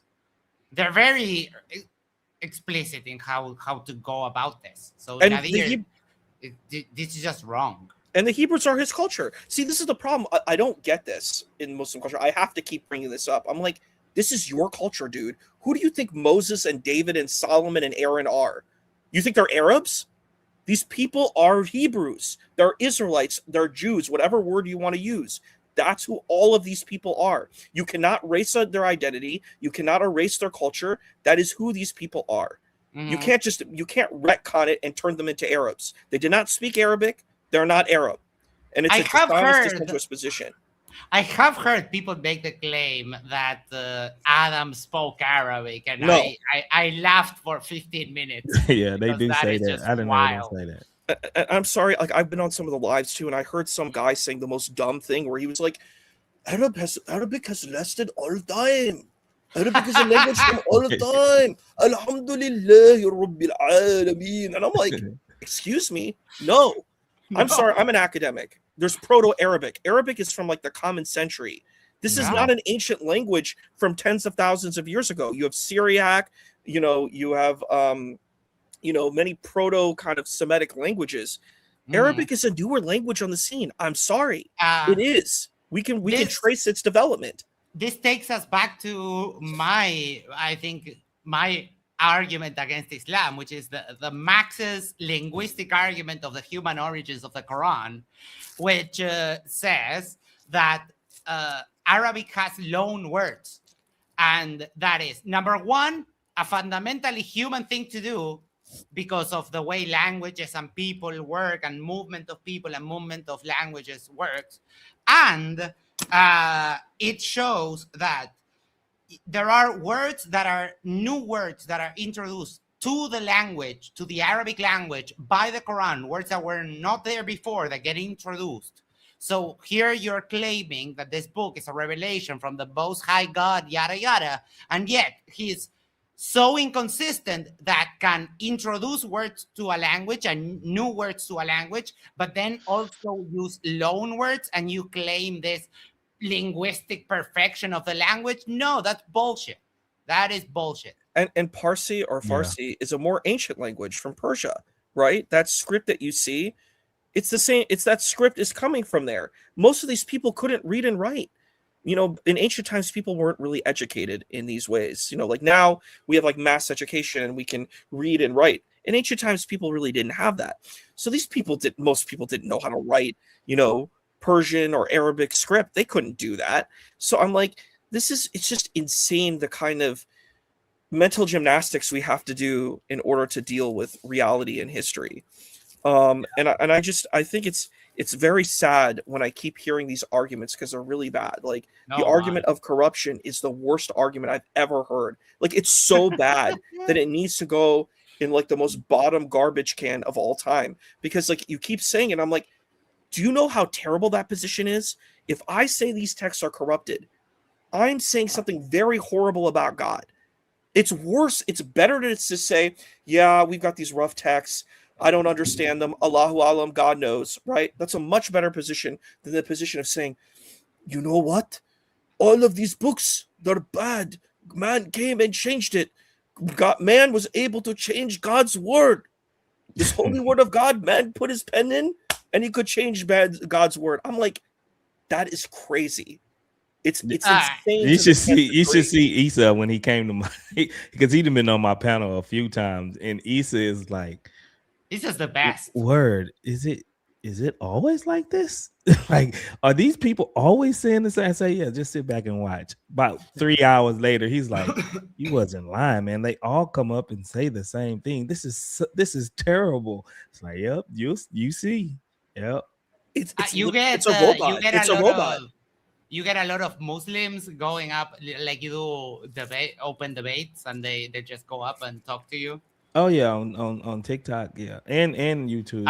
On TikTok, okay. And YouTube as well, yeah. Nice. And you know what's shocking? They say, "Pull me up, put me up," like they're gonna bring this like argument of like fantastical argument of all time. Pull me up. I have something to say, and it's literally the repeated same thing that the person said before. I'm not even joking. Yeah, said, we believe, and I was like, they're literally imitating each other. They're like, we believe.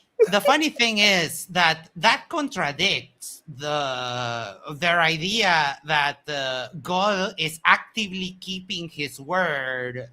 I mean, there is an explicit verse about that God will not let the words of his words be altered.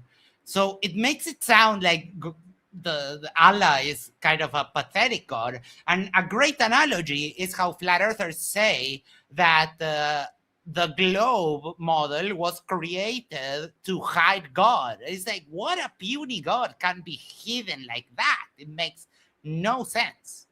The Nikki Dash became a member on Works channel. Let's freaking go. Thank you so much. Appreciate it.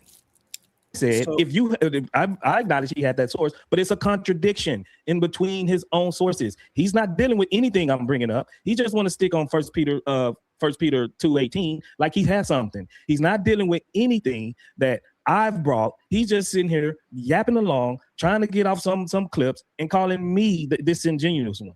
He is the one that's disingenuous. He is disingenuous, and he's not bringing what I'm bringing up. He's not dealing with it because he know he can't deal with it. So he runs like with his tail tucked between his legs and just stays put. He's not moving. He's not moving because he's running and he's showing himself to be a coward. That's what he's doing. Mm-hmm. You got 20 seconds left if you want to take it or you want to give your time. I wanted to say something. Yes. Like just going on the same kind of path. It's kind of really shocking, the kind of things that I see. Like, it literally is the same repeated stuff. And it's like, and there's not really good responses. Like, the thing that I see is like, one of the counter arguments is like, well, the Bible is so bad in all of these ways, even though that's your holy text, which makes no sense. But the thing is like, they're like, the Trinity makes no sense. And I'm like, do you think God makes logical sense that you could just rationalize? And we're talking about something way beyond our comprehension. And you're going to go and say, yeah, I can logically explain God, because I believe in this invisible God that no one can touch, taste, or feel with like empirical data, right? I'm going to argue that my God that has that it's Tawheed and is unified in one sense, that makes so much more sense than Trinity. That's crazy. You're talking about something that's way beyond your comprehension too. So trying to attack the Trinity and say, well, the Trinity is illogical. I'm like, if you're an atheist, both positions are illogical. So you know what I mean? It's ridiculous. Yeah, exactly. The attack against the Trinity is so funny. It's like, yeah, it's like a miracle. Like, I know you don't believe in them, but like that's it. Like that, this is, I don't know what other explanation you need here. And your God and the God in Islam is a miracle too. Right.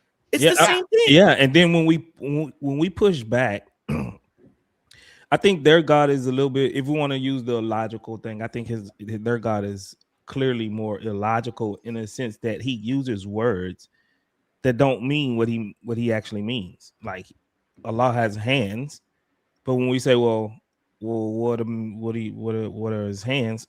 I don't know. It's nothing like our hands. It's nothing like a hand you ever seen. So that means you don't even understand what it. So his hand could be a foot, right? Or his, like, you can't even describe or even come close to even grasping the thought of it. Like they always say, nothing is like Allah. His hands are not like our hands. So why did he use the word hands?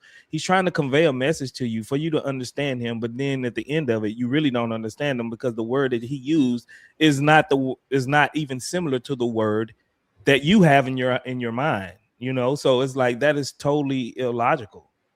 That is the approach that I get.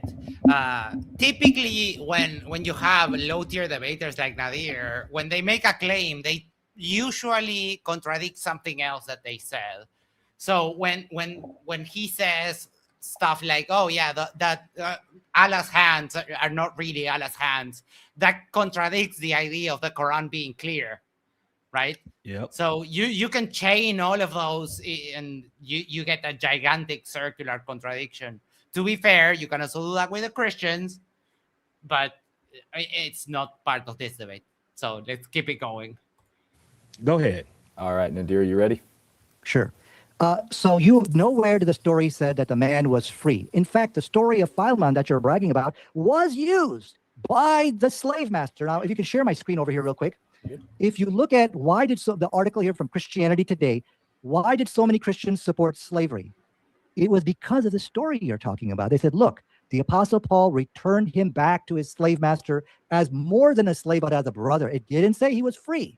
So this story was actually used to justify slavery. But once again, oh my God, he's right there and can't understand. Nadir, take note. My argument is better. Paul wanted Philemon to be released because he became friends. He befriended a slave, which, if you ask me, it actually makes words point that once you can become friends with a slave and you wouldn't want them to be a slave anymore. It's just a proximity kind of a thing, right? But like he has the argument right there and doesn't see it. This is hilarious. Good job, but Nadir. that wasn't even my argument. No, I'm talking about his potential rebuttal. Right, but the thing is, he's not getting that. His argument was that he was condoning slavery. Whether the dude was free or not, I'm showing him that he wasn't actually condoning slavery as a wholesale. You know what I mean? Mm-hmm. On that, because he's saying to let this guy free. But if he knew this is a systematic construct that was set up, he knew that by him petitioning to get the slave free, that don't mean nothing. Have to be on the ultimately on the owner to free him. You know what I'm saying? So he's still not getting, like you said, he's not getting the whole thing, and that would have been a better that would have probably been a better argument if like the argument you gave, but he's still not getting exactly what I was trying to convey by bringing that passage up. Mm-hmm. In hot pursuit, and he's running away from the book of Peter. The book states very clearly here now that the slave beating is your calling in life. Nadir, dude, the illustration images, they're a little bit unnecessary. And by a little bit, I mean, they're completely why? What's the point? Every time racist. Sorry. When he interprets the Bible, he did this before with the passage, I don't know, in Matthew or about the mustard seed or whatever. Just the most incredible, ungenerous interpretations of the Bible. Then when he swings to the Quran, it's like incredibly generous interpretations. It's just like so obvious. He just makes, his generosity floweth, unending when he's reading the Quran, and then takes a major flip when he reads the Bible. I agree. I actually find that to be extremely problematic.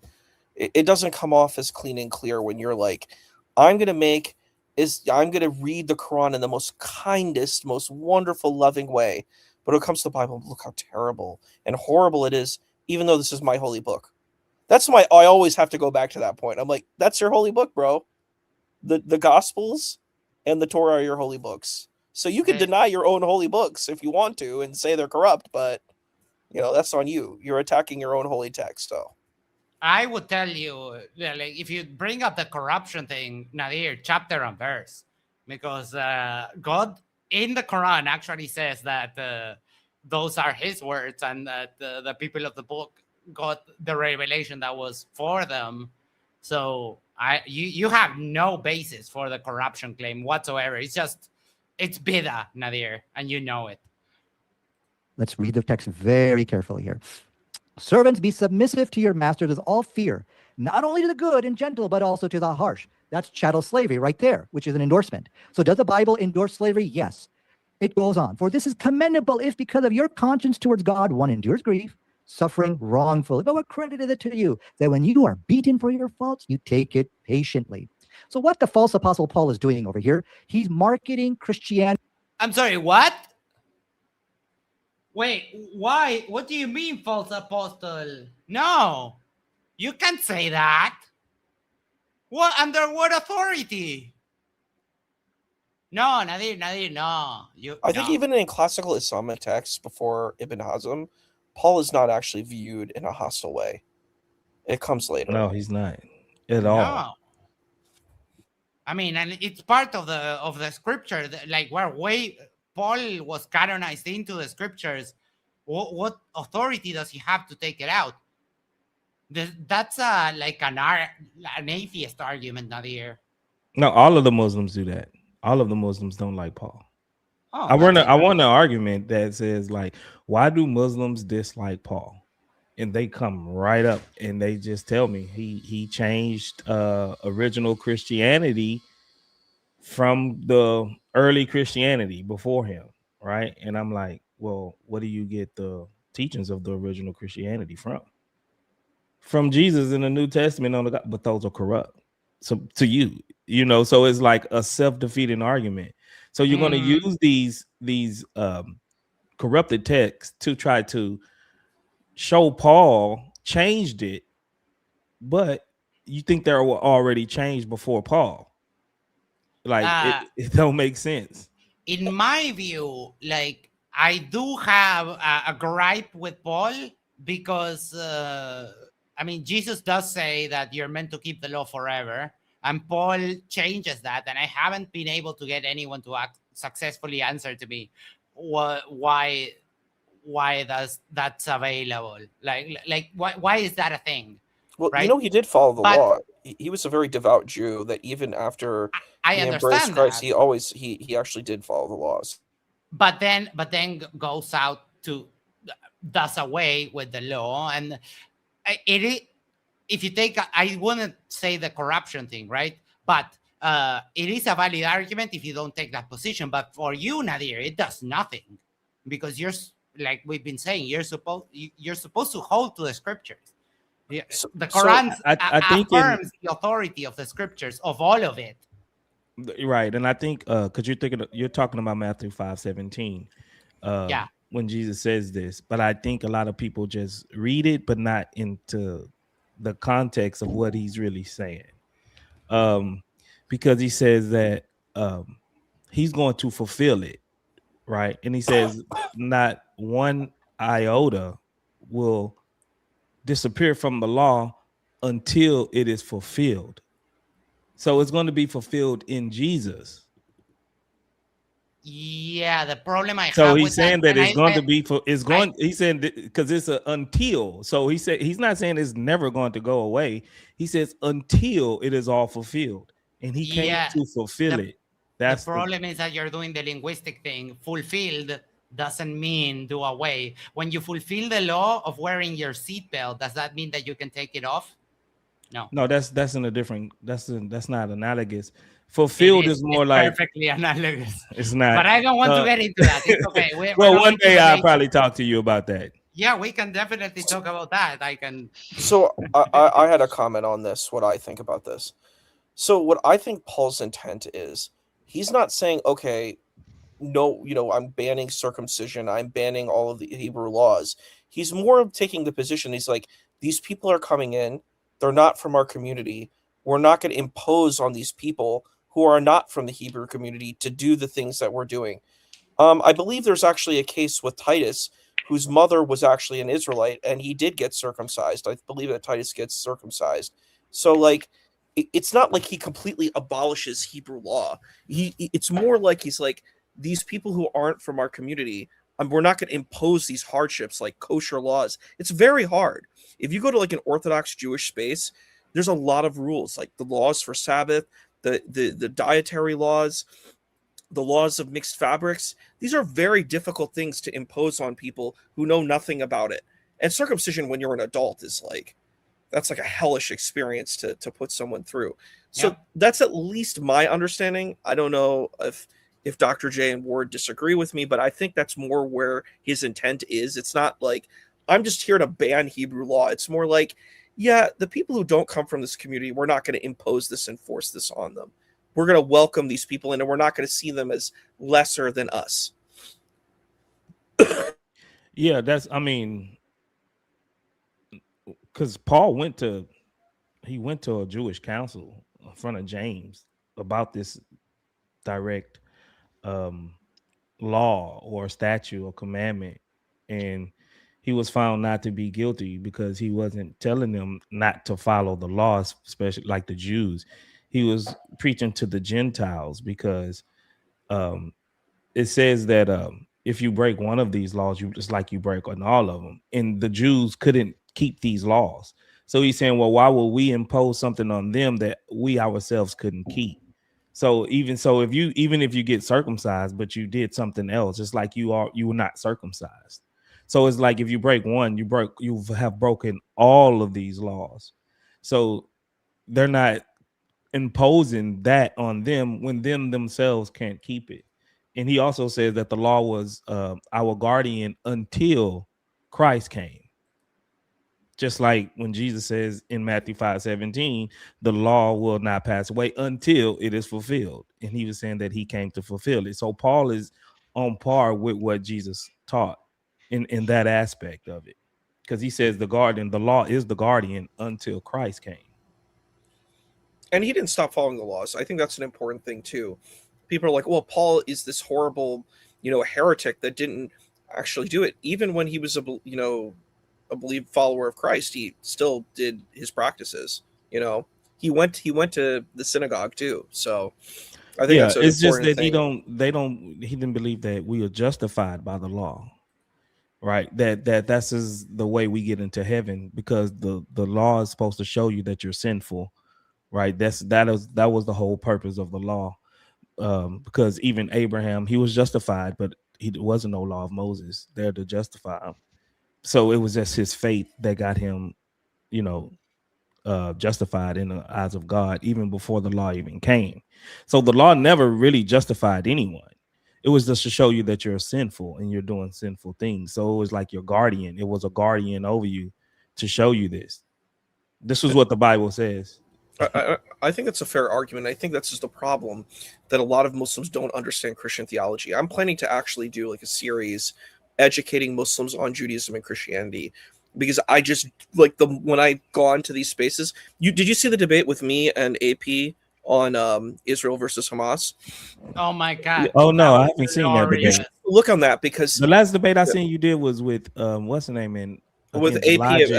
I was with MENJ against God Logic and AP. Oh. Yeah, I seen that debate. I didn't see the Israel. Israel versus Hamas, and when I started talking about the Bible, Junior was like amazed, because he had never really heard the stories of the Bible. I was talking about what's his name, Jacob and Esau, and I was explaining the dynamic, and he's like, really? Like birthright? Like, this is not something Muslims know. They don't know about the birthright. They don't know about the birthright from how Jacob gets the birthright, how Isaac gets the birthright. And it's actually a very interesting motif, because it's the same consistent motif where the younger brother is able to get the birthright over their older brother. It's a fascinating motif that you see in Genesis or Bereshit. And I think this is a problem, because I think Muslims have a massive ignorance of these texts. The only thing they know is like these cliff notes, but they don't understand the theology. That's the issue. Like what you just explained is theology. I think Muslims don't understand Christian theology. What they do in a lot of these debates is that they impose their Muslim theology onto the Christian text. So they don't actually understand the Christian theology, but they're like, well, I'm going to use my theology and my ethics and my morality to judge the text. And I'm like, that's not an internal critique. That's an external critique. You're critiquing these texts based on yourself.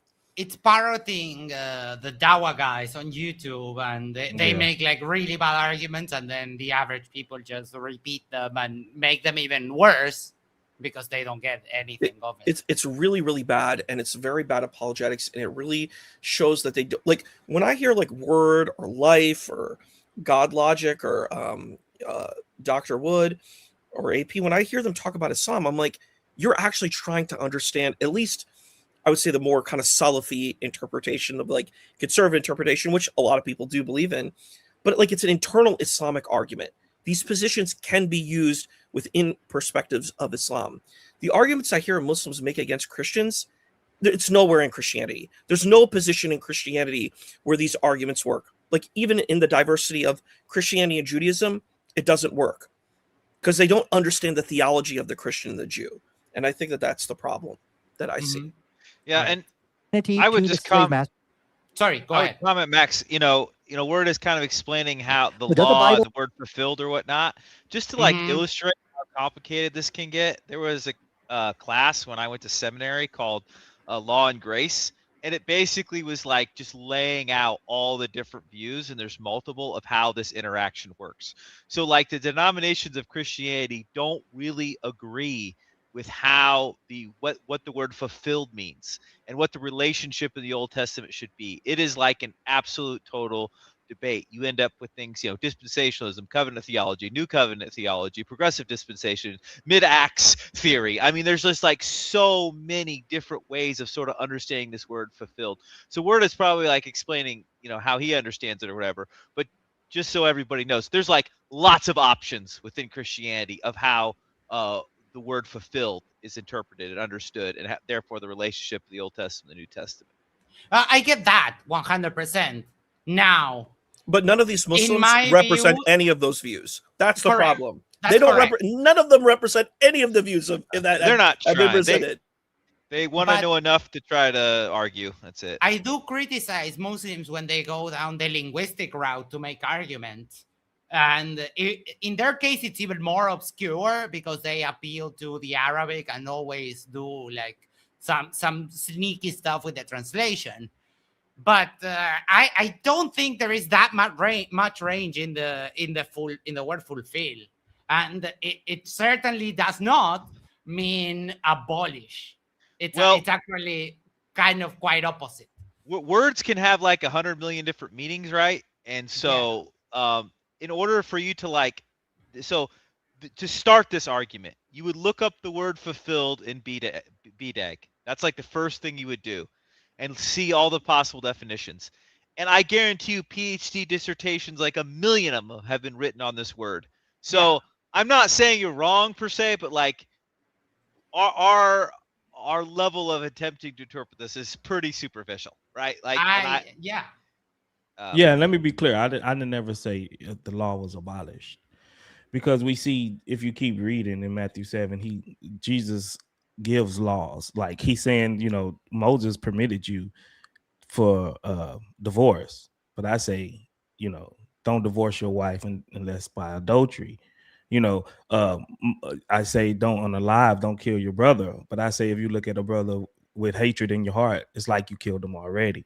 So I'm not saying that all of the laws was done away with. You know what I'm saying? So that's not what if I came off that way, that's not what I believe, because Jesus did give us laws and statutes and commandments, and these that he gave us actually elevate from more of a carnal reaction and interactions with us to more of to deal with your spirit, a spiritual side of you, more internal things than just simply blatantly on the surface, don't unalive your brother, but if you look at him with hatred, you just like you unalived them.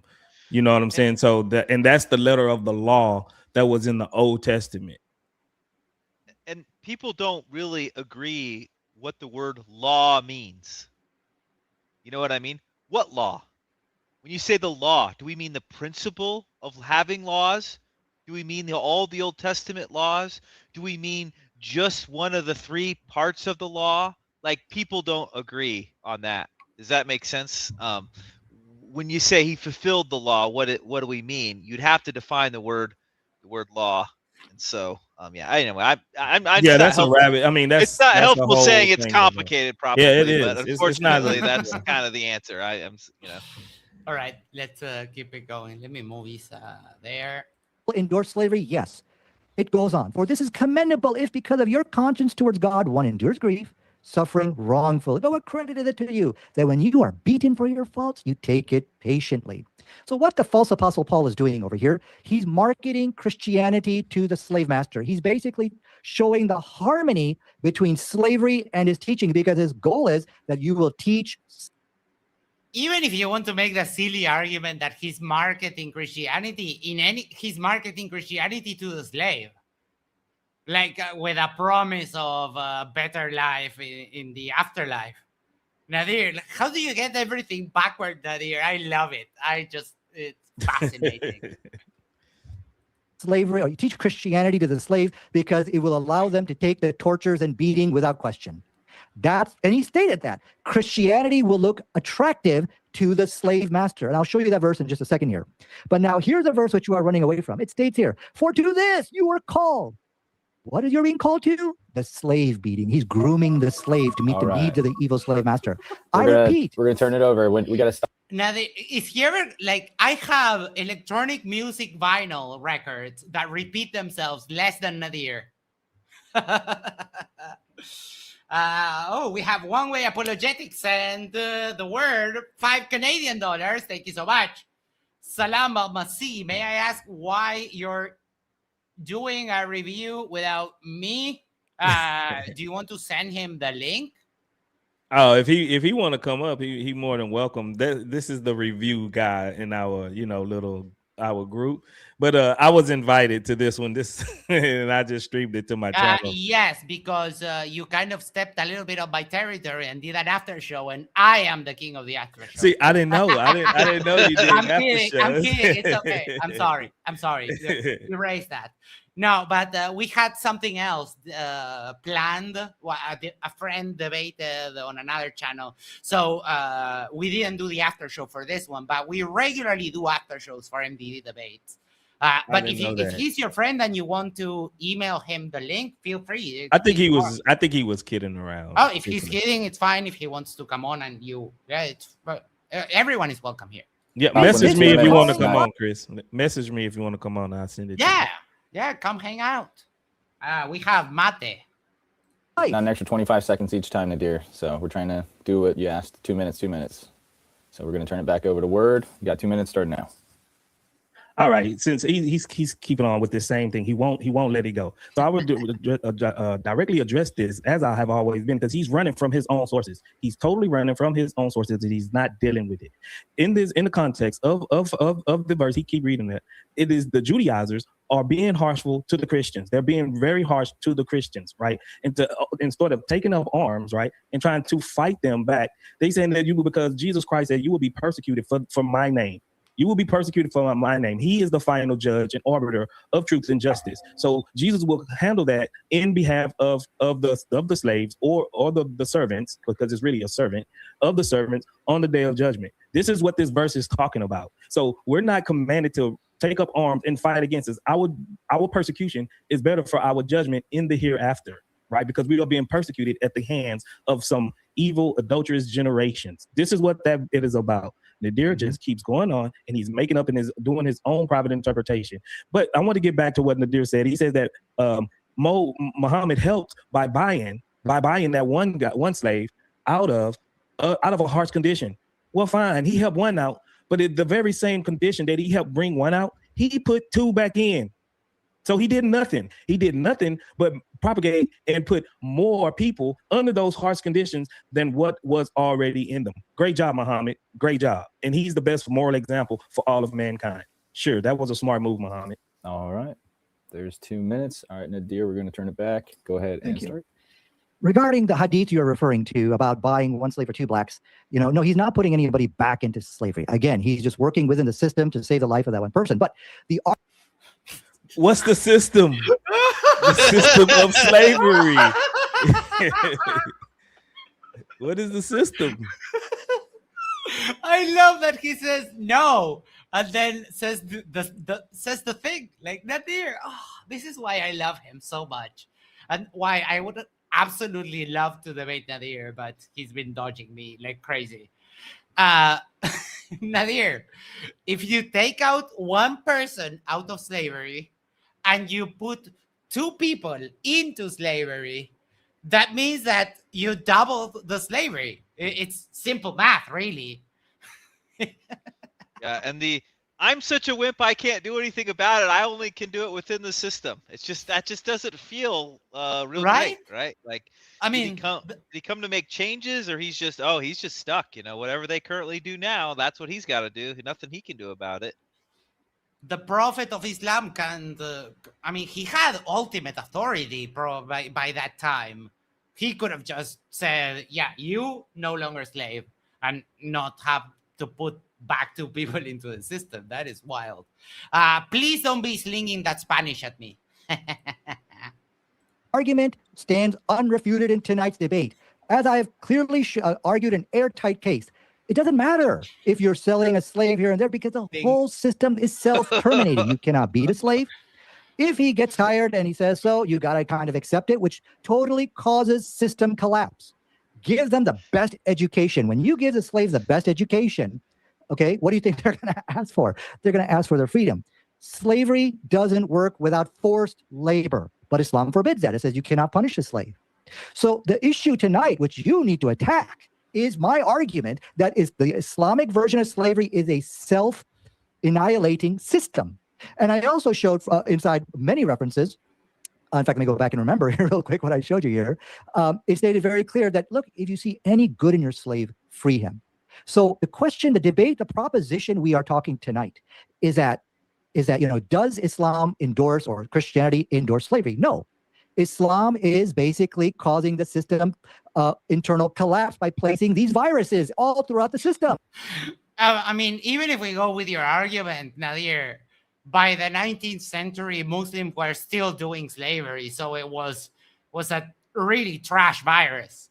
Yeah, exactly. Like, boy, that thing took a long time to kick in. Holy 1,000 smokes. years. That's bad. That's a bad virus. And even the minute he said it's not labor. It's not okay. It's not a bad thing really to sell slaves. So what if he's selling slaves? Yeah, a slave here or there, it happens. He says, what's a slave or two among friends anyway, right? Come on. Nobody can become a slave unless you're a POW, which is in accordance with Geneva Convention. Give the slaves a... That is not in accordance with the Geneva Convention. You can't enslave prisoners of war, Nadir. That's a lie. Best education that you can.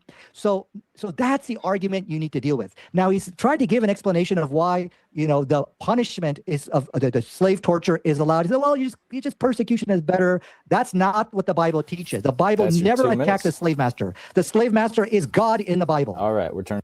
No, he's not. No. Oh my! I wouldn't even say that, Nadir. What the hell? Mohammed, what are you talking about? Oh my. Back to Word now. Go ahead, Word, 2 minutes on the clock. Okay, I don't know what land is he living in, but I am systematically breaking down every one of your arguments. Systematically, you're staying in the loop and you're not coming out of your little shell. You're on a hamster wheel and you just keep going. So he brought up a hadith that says, I agree. I think that you had him on the ropes, and it's evident by the fact that Nadir keeps just ignoring everything you say, not engaging at all with the rebuttal, and just going back, like Fleur resetting back to the same thing and repeating the same thing over and over and over. I think that is a clear indication that he's literally losing the debate, bro. Sorry, that's something a flat earther says. If your slave is overburdened, you must go and help him. Okay, well, that's subjective. That's not objective. Subjectively, who's going to say, well, this slave is overburdened? That's the master's job to say, well, you get out there and help him. I'm not going to get out there and help him. I don't believe you're overburdened. You could be faking it. That is subjective, and he's leaving it in the hands. If you leave these viruses in the hands of fallible men, then you will always get fallible results. Point blank, period. It is subjective and it's fluid, and there's no standard to say when is the slave actually overburdened. Who's to decide? If it's at the discretion of the slave owner, well, I don't believe you're overburdened. Get back to work. This is not a better system. It's not a virus, and it's not self-eating. He's just doing mental gymnastics and shows that this is actually propagating and breeding slavery from the inside out. This is all that it is doing, and he don't have no answers for it. That's why he's only standing on this one thing. He keeps doing it, and this is just what it is. And he says that you get blessings for beating your slaves in the Bible. That's nowhere it says that. Show me where the owner gets blessings for beating a slave. He can't provide it. He lied once again. That's all he's doing is up here. He's lying and he's propagating lies. That's all he's doing. And I will address many other things in the coming cross exam. And I'm hoping we can stop the 2 minutes because I want to press you on something. All right, that's 2 minutes. We're gonna go ahead and turn it to Nadir. Ready? And Thank go you ahead. for handing me the debate tonight. He's given me the. How did I hand him the debate? Nadir, oh, it's adorable. For those people that are wondering why they don't see why they don't see Mohammed's message, he's on my chat. That's why I can show it because StreamYard connects both chats, so I see all of the chats. But he's chatting on my channel, not on Word's channel. Yeah, Nadir, you can just call out victory when you clearly got rebutted here, and you're not doing anything about it. You need to engage with the rebuttal. You can just repeat your point over and over. That's not how you debate. Rope to hang him with tonight. Listen to what he says. He says, but who is to decide that this is an overburden or anything like that? Can you please share my screen? Precisely the point. But he says it's the slave master who decides if it's an overburden. Where's your evidence? You see, that is your. Oh, Nadir, no large-scale slave operations. Islam totally abolished it. Conservative estimates say that the Barbary pirates enslaved 1 million people. What is that not large scale enough for between the 1600 and the 1900s? That it seems pretty large scale to me. And I don't think he understood my argument about being subjective. If it's subjective, like if I'm the slave master and I wanted this guy to get to work, and then he's saying that, oh no, I'm tired, I'm overburdened. I don't think so.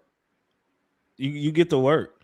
Like there wasn't a criteria to say, well, if your slave cuts his hand or fall out or faints or something, that means he overburdened. You know what I'm saying? Like there wasn't no criteria.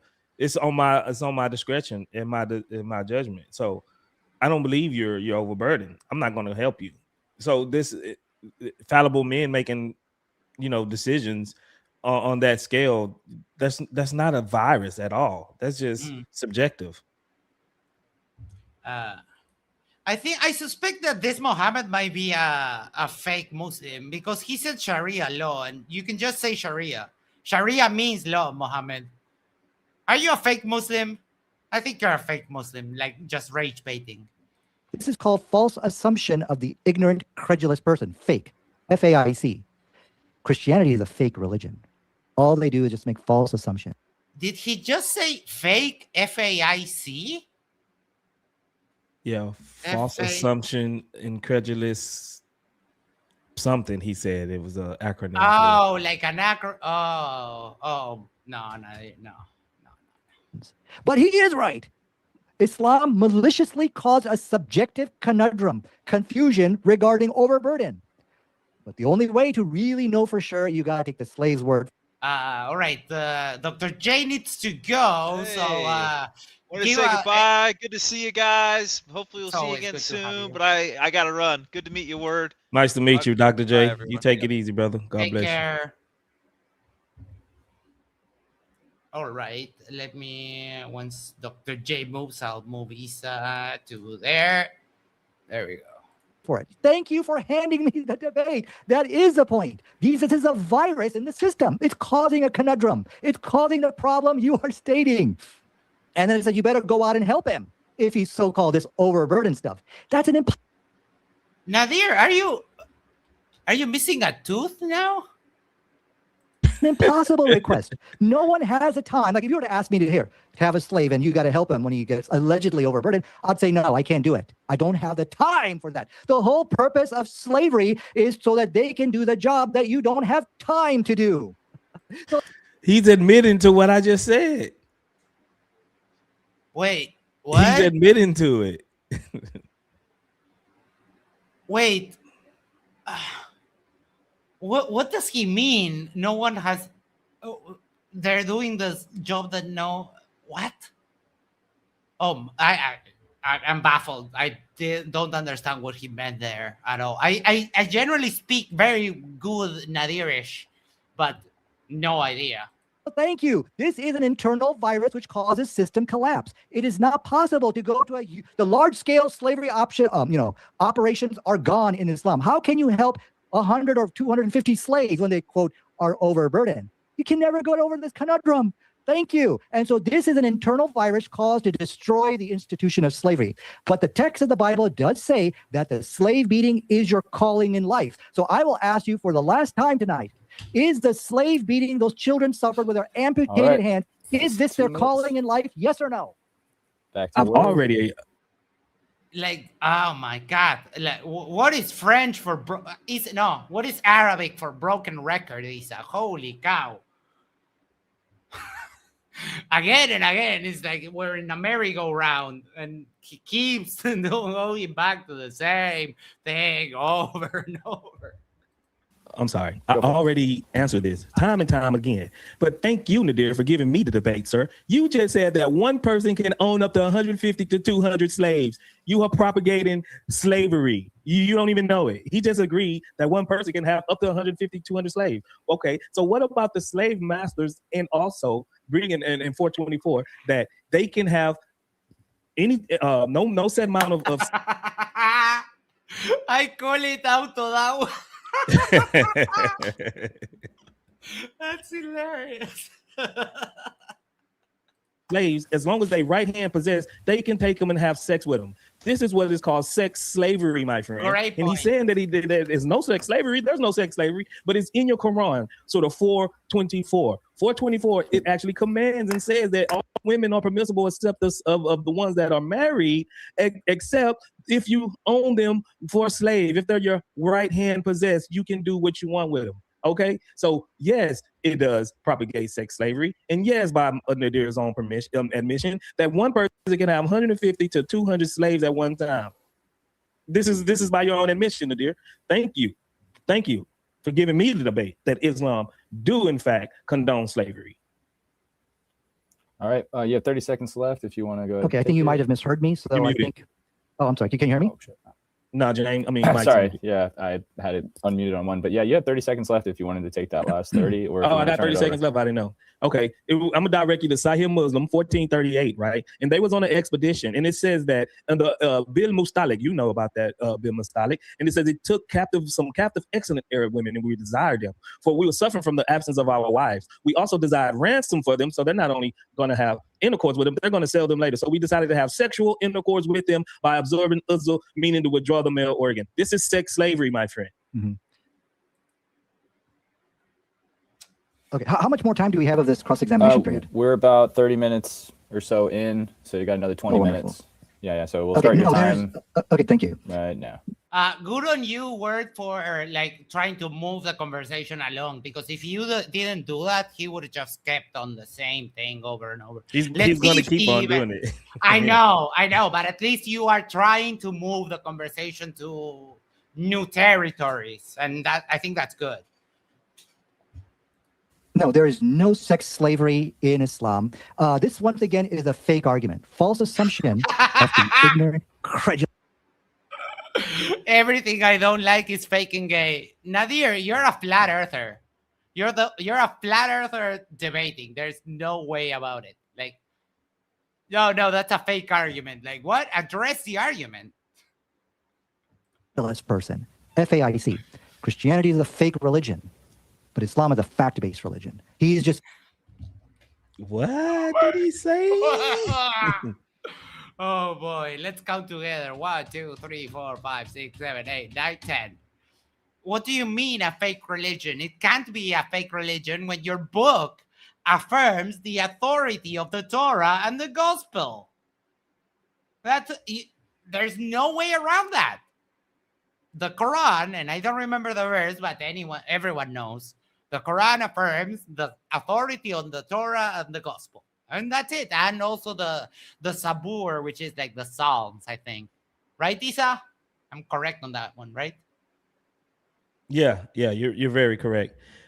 And I think in this particular argument, the reason I remember why I didn't, because I was thinking about running, the Islamic dilemma. Mm-hmm. I think it wouldn't have helped me. No. Because I'm trying to prove that his religion is, condoning slavery. But if I say, well, your religion is backing up my religion in my text, then essentially I'm pointing him back at my text and saying, well, they're condoning slavery because my religion did first. You know what I'm saying? So it kind of would have backfired and went in a circle on me. I remember thinking about that while I was actually preparing. I was like, nah, I shouldn't do that. It's a little bit outside the scope of the debate, I think, in this one. So maybe definitely. I think it was best that you didn't bring it up. I would love to see Nadir debate the Islamic dilemma. That would just be awesome.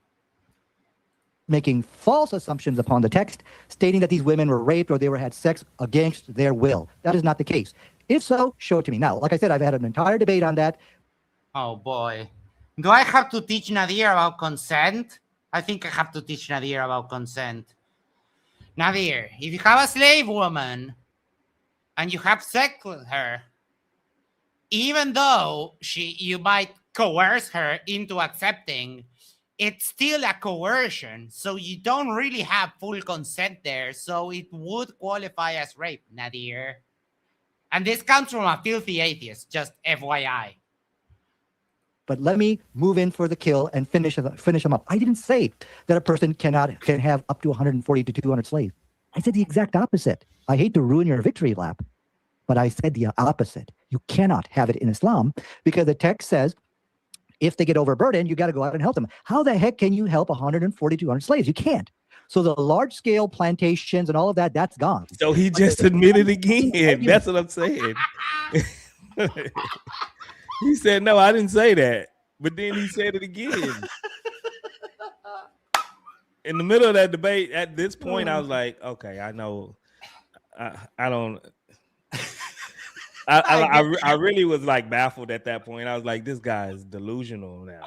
I get it. I 100% get it. It's at some point it's like, yeah, okay, nothing I say is going to change it. But I think you actually got through your case in the debate, and now it's just having fun with Nadir. At this point, I would just start laughing.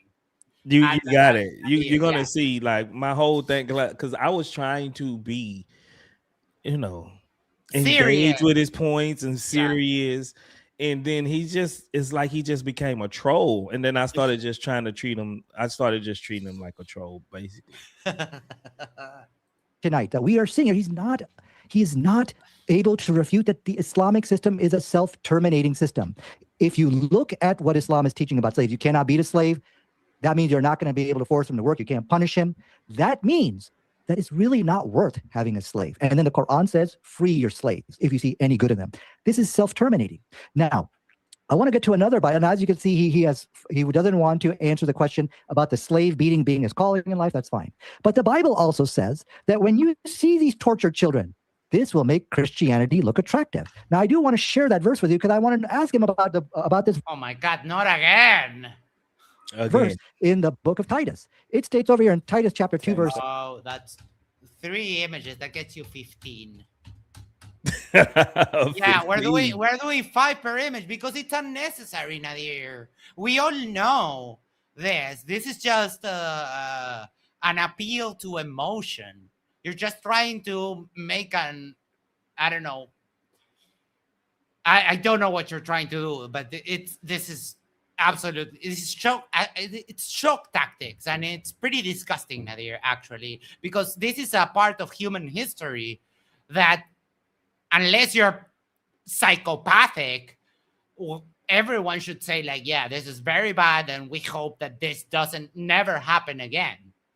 I mean, that's the attitude that we should have, at least in my opinion, towards slavery. That we sincerely hope from the bottom of my heart, with my subjective morality and everything you say, that no man, woman, or child is ever enslaved again in what's left of human history, Nadir.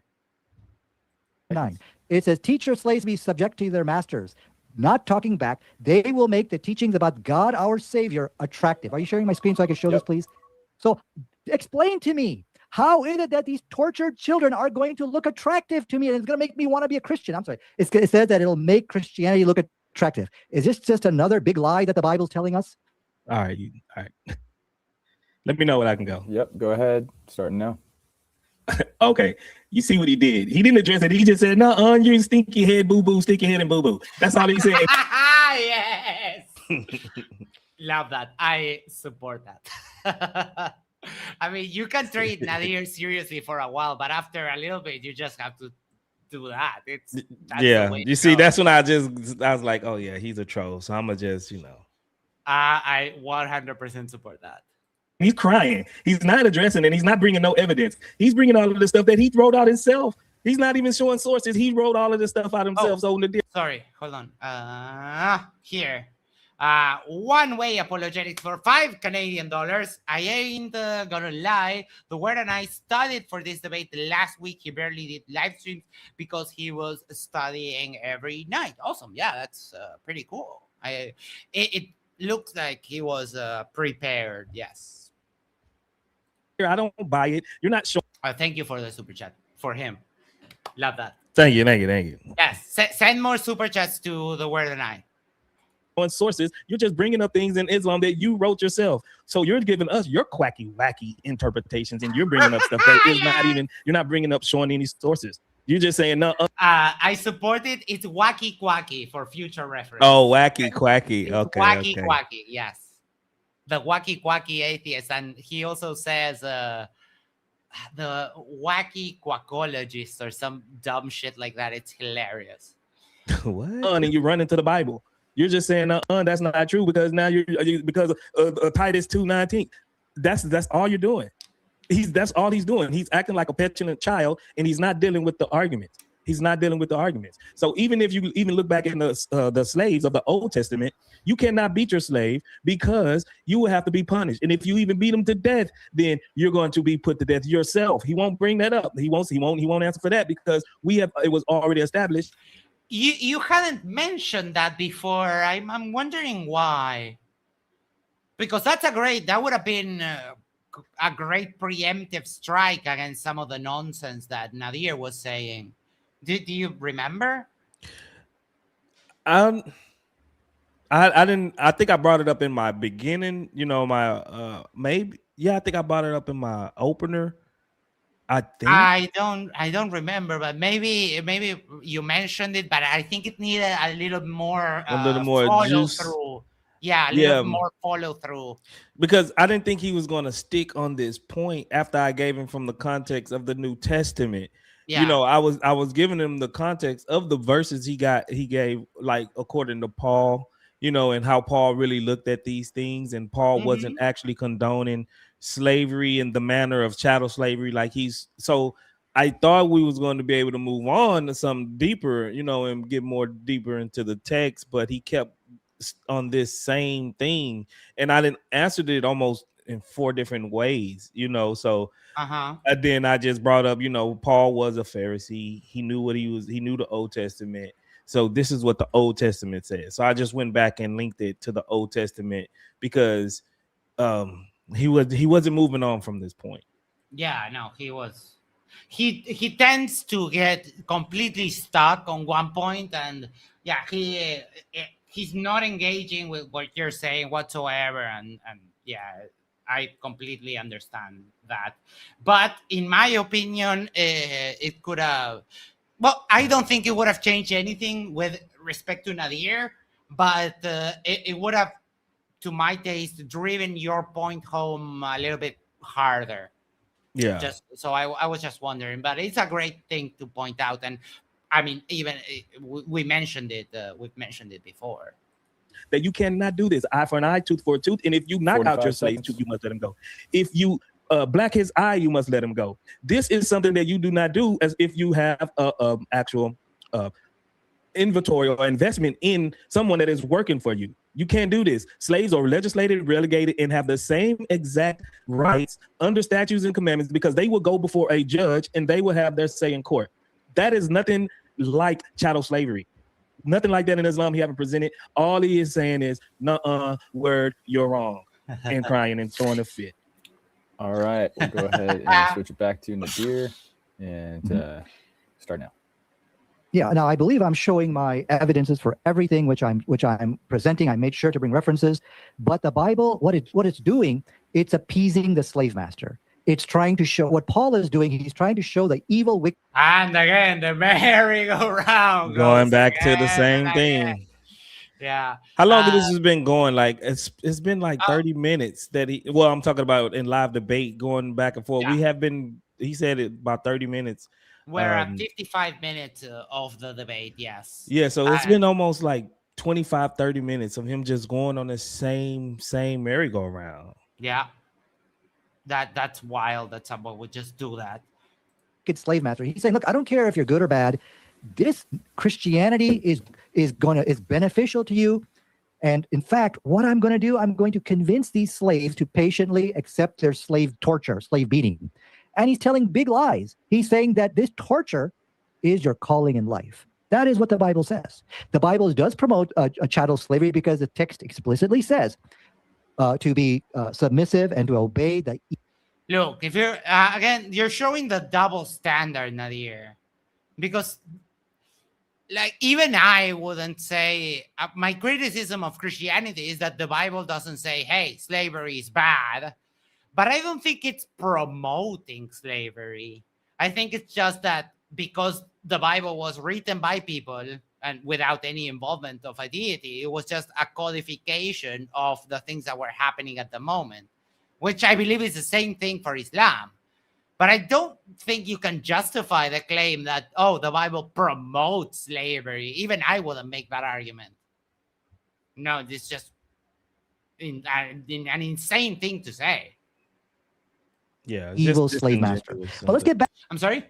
Yeah, it's just disingenuous on the surface. It's like he didn't read like all of everything in context, so it's like he's just been disingenuous with the text. ALCCCC says a better moderator would have helped. I think Mike did okay. I don't think the moderator can stop him from going in a circle. Yeah, what are you going to do? It's just like go, hey Nadir, you're a broken record. You're just repeating yourself over and over.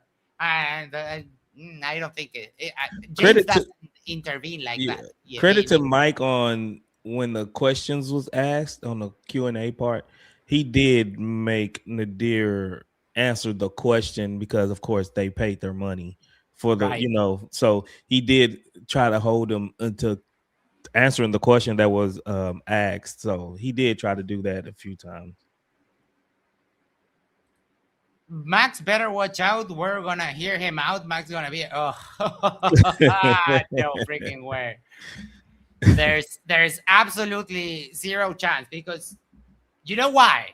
It's because I've read this book. I know what this book says, so I know it's false. And we'll arrange with Word for a chat on some of the contentions that we've had today. I'm trying not to make this into a debate between me and him, but we'll have that at some other time, no problem. You seem like a nice guy to talk to. I think you're wrong. Yeah, but we'll have a discussion. I don't think that you're like an evil person. No, I don't think you are either. Back to this verse in Titus over here. Can you share my screen real quick, please?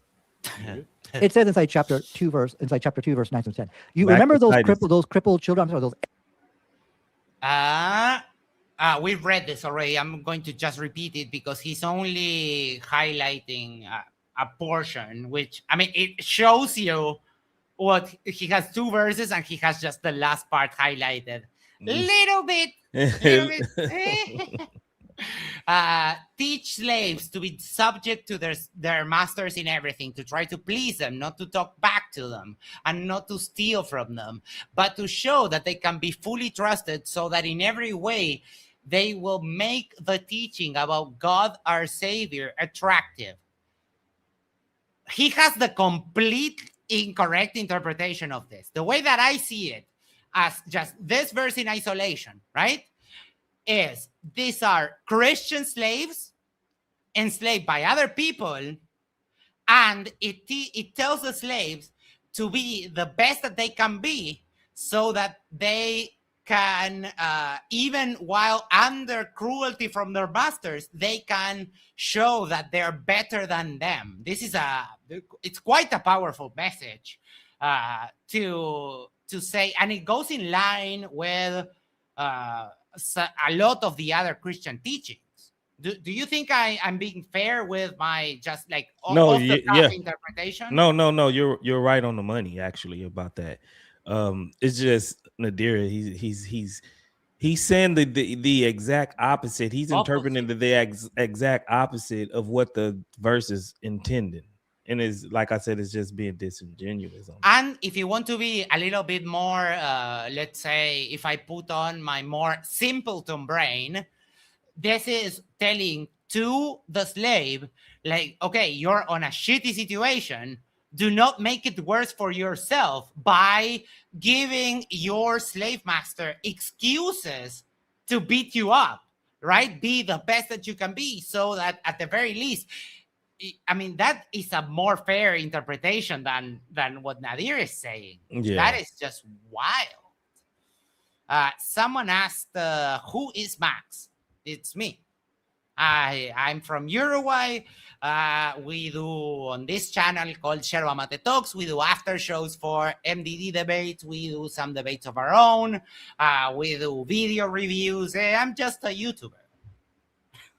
I'm friends with Isa, the one at the bottom, and Isa's friends with Word. So because we couldn't do the after show for this debate, we're doing a review, which we do sometimes.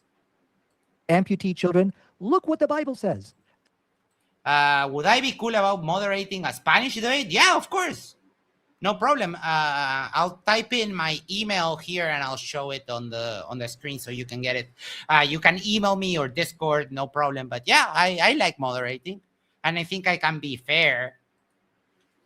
So it says that to patiently accept the slave beating from the master. Now remember, Islam teaches that if you beat a slave, you burn in hell for the rest of eternity. You burn in hell. I don't know for eternity or not, but you'll burn in hell. Okay, but look what what Titus says over here. That he says, teach slaves to be subject to their masters in everything. Okay, not talk back. Shut your mouth, boy. That's New Testament Christianity. And it states over here, so that in every way, that includes the picture I showed you with the amputees, they will make the teachings about God, our Savior, attractive. Now, to the wicked, evil slave master, yes, it will look very attractive. But for us, silencing the oppressed makes a religion morally repulsive, not appealing. But it didn't say anything about silencing them. It's about leading by example with attitude, with your actions. That even though you are under subjugation, that you can still take the moral high ground. How does he not get that? It's Nadir. Here, the email and my Discord. Feel free to contact me in whichever way is more comfortable for you. So how is this another big lie in your Bible? Explain how this is true. All right, go ahead. Okay, I already answered this, and he just keep propagating. It's the same answer that I would give you, right? That these people that is under cruel punishment and harsh punishment, as you say, and you still got to show that this is actually chattel slavery. You still haven't showed that. If they're under harsh punishment, they will be vindicated by God.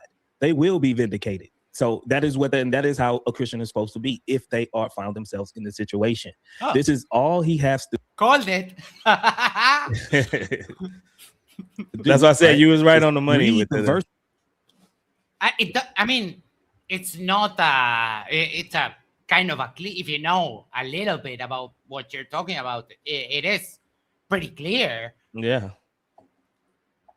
This is in context instead of cherry picking waffling and pulling everything out and twisting the scriptures to his own framework and to his own mindset. I approve. Does not say anything like that. Of course, there's going to be persecution. Jesus said we will be persecuted. And this is he's just validating the scriptures at this time. He's validating every word that Jesus said because of this. Thank you, Nadir, by proving our Bible correct. Because if Jesus said this was going to happen and we see this happening and we see that these people are being persecuted, then that is because Jesus had already said it and you are validating what Jesus said. Thank you, Nadir. He's your God and Savior. Repent from Islam and come and follow him. If you believe in his words that much, and if you believe in the Bible that much, because you are validating it and you don't know it. I just threw that in he's there still because running. I know it'd get under his skin. I don't share the sentiment, but I approve 100%. From his own Islamic sources. Oh, we're up. You're up to 135 likes. Let's freaking go. Not lies. Oh, lies. Yeah, sorry. From Nadir. Dumb me. Yes, 135 likes over there. Got it. Well, it's not 1-to-1. It's because after a while they start compounding, and he gets 5 ticks every time he shows the images. So he's still not even dealing with anything that I brought from Islam. He's stuck on this because he knows he cannot give credibility to anything that he says except his little typed out little paragraphs that he made up on this screen. He can't deal with the arguments. He keeps running from it and he won't do it. He's just showing that he's a coward. Mm-hmm. He gets into the AI thing in the because that's all I heard. I came in late and you were in the Q&A, and Nadir was doing pretty much the same thing he's doing now, but with the AI. The AI say, the AI say, the AI say. Is that when he kind of switched? Yeah, that's when he went to in the Q&A. I think he may have brought it up towards the end of our discussion, and then he just went full blown about it in the cross exam. I mean, in the questioning. In the Q&A. Okay. Yeah. Let me ask you: do you have like a time limit or anything like that? It's what 10 o'clock here. I can go another 30-45 minutes, no problem. Okay, because I do have something prepared. I have a fresh ChatGPT window open that is I haven't used ever, and towards the end of the debate, people started asking Nadir show the prompt, and he does show the prompt. So I want to actually test and let everyone see if we use the same prompt as Nadir, will we get the same answer on a fresh ChatGPT instance? So yeah, I'll do that in about 15 minutes. That's okay with you? Whenever I pushed back on the ChatGPT, he actually admitted that it don't say this every time. Mm-hmm. He said it doesn't say this every time, but this is what I'm bringing. So I say, so you just cherry pick the answers from ChatGPT, the one that agrees with your position. And then he just went off like, oh, just because it's from ChatGPT, that doesn't make it like wrong in a sense. Yeah, but yeah, he admitted that he doesn't get that answer every time either. Mm-hmm. So pernicious prompting, Nadir. Good job. Yeah. Okay, thank you. So there is actually some agreement we have here. You're saying that they will be vindicated by God. We can agree on that. That's true. But what you said that the slave beating is persecution. No, it's not. Not according to the New Testament. The slave beating is his calling in life. This is what makes God happy. So what the false apostle Paul, this demon prophet you're following, he is grooming the slave to meet the needs of his evil slave master. You see, if you go back to the passage, which I showed you, no comment of you see, with everything, he does the fisherman's tale again. First, he started with Paul being a false prophet. Now he's also a demon. Yeah. Oh, yeah. Dude. Oh, he's just the best. How does one get to be like that? I don't know. Strength was given. It's weird. Because like even flat earthers don't get to this level of delusion. To the slave master for his cruel treatment. Why? He explains himself inside Titus chapter 2, verse 9 through 10. He wants to make Christianity to look attractive to him. So you look at these slaves. Look, their hands are cut off. They're whipped. There's stripe marks all over their body. But guess what? The text says they don't talk back. So you call them every racial slur in the book. You could call them the N-word. These slaves do not call back. They don't talk back. And when you... Oh, Nadir, that is... What a weird thing to say.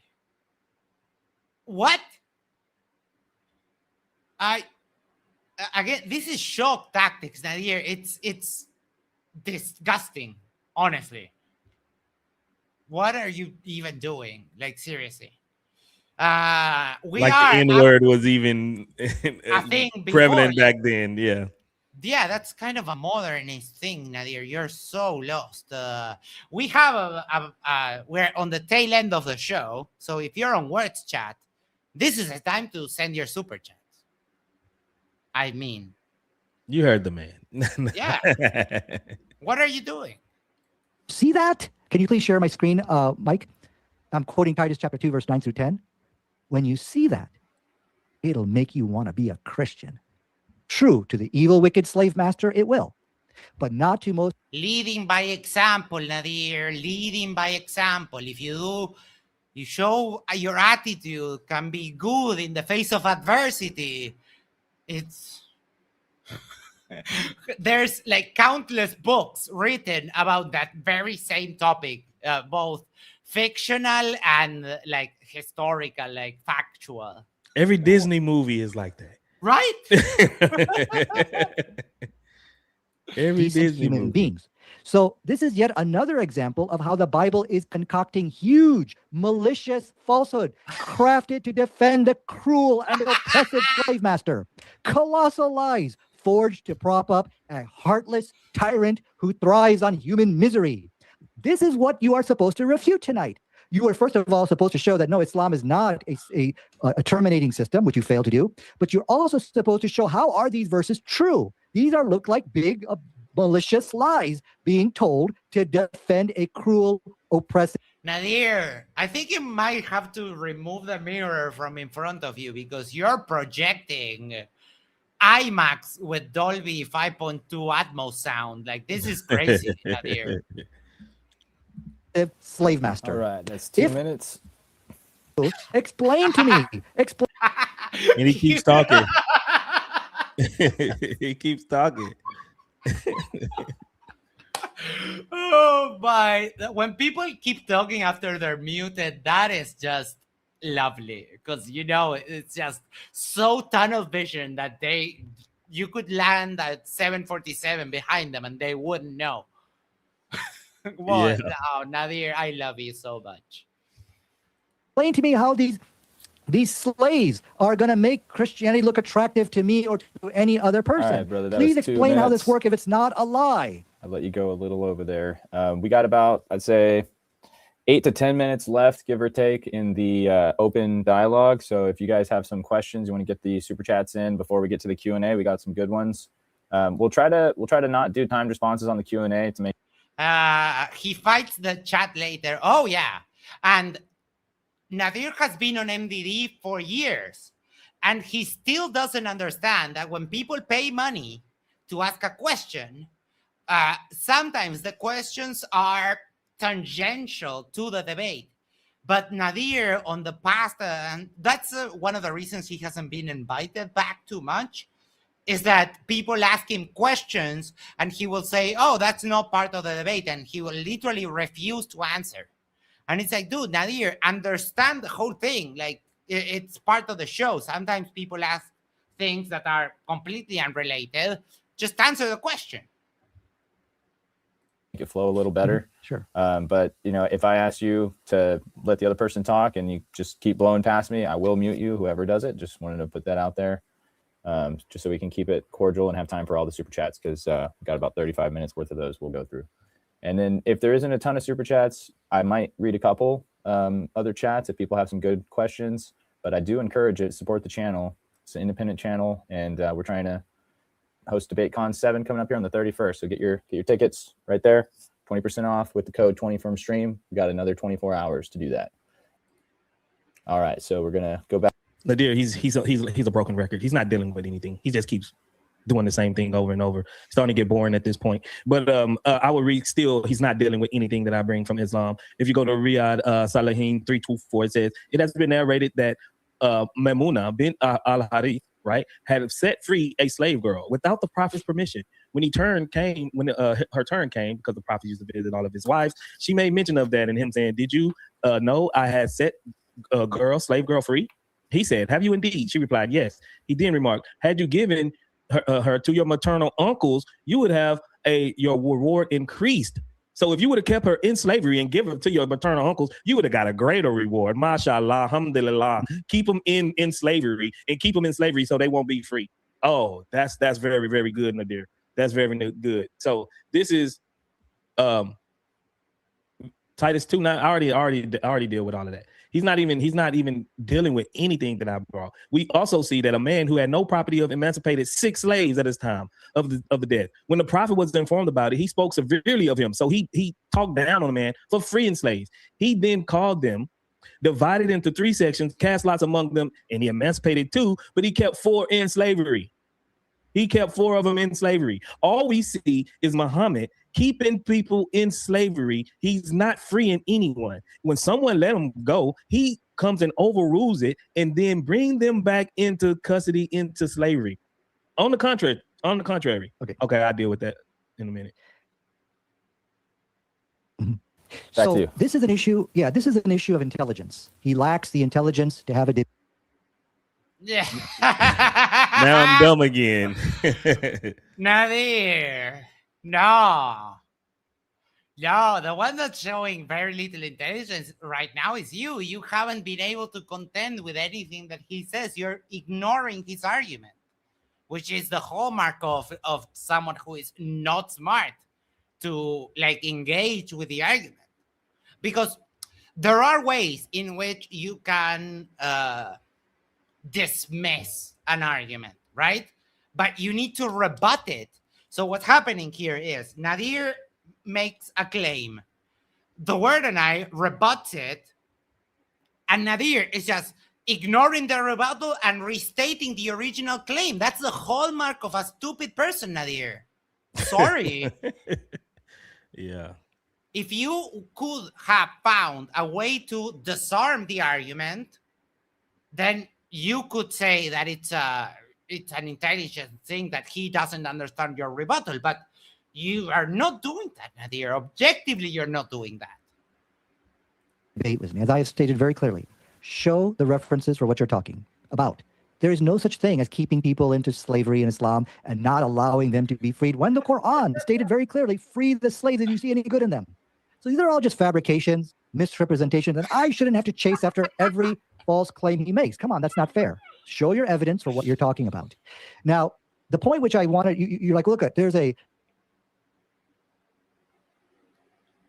there's a greater reward for keeping a slave. Look, the issue about this, which you are not able to refute. Sorry, Nadir, you glitched out there for a second. Didn't just automatically condemn slavery, say, okay, there he goes. No more can own slaves. Why? Because it was trying to avert the humanitarian catastrophe which would have occurred after that. For example.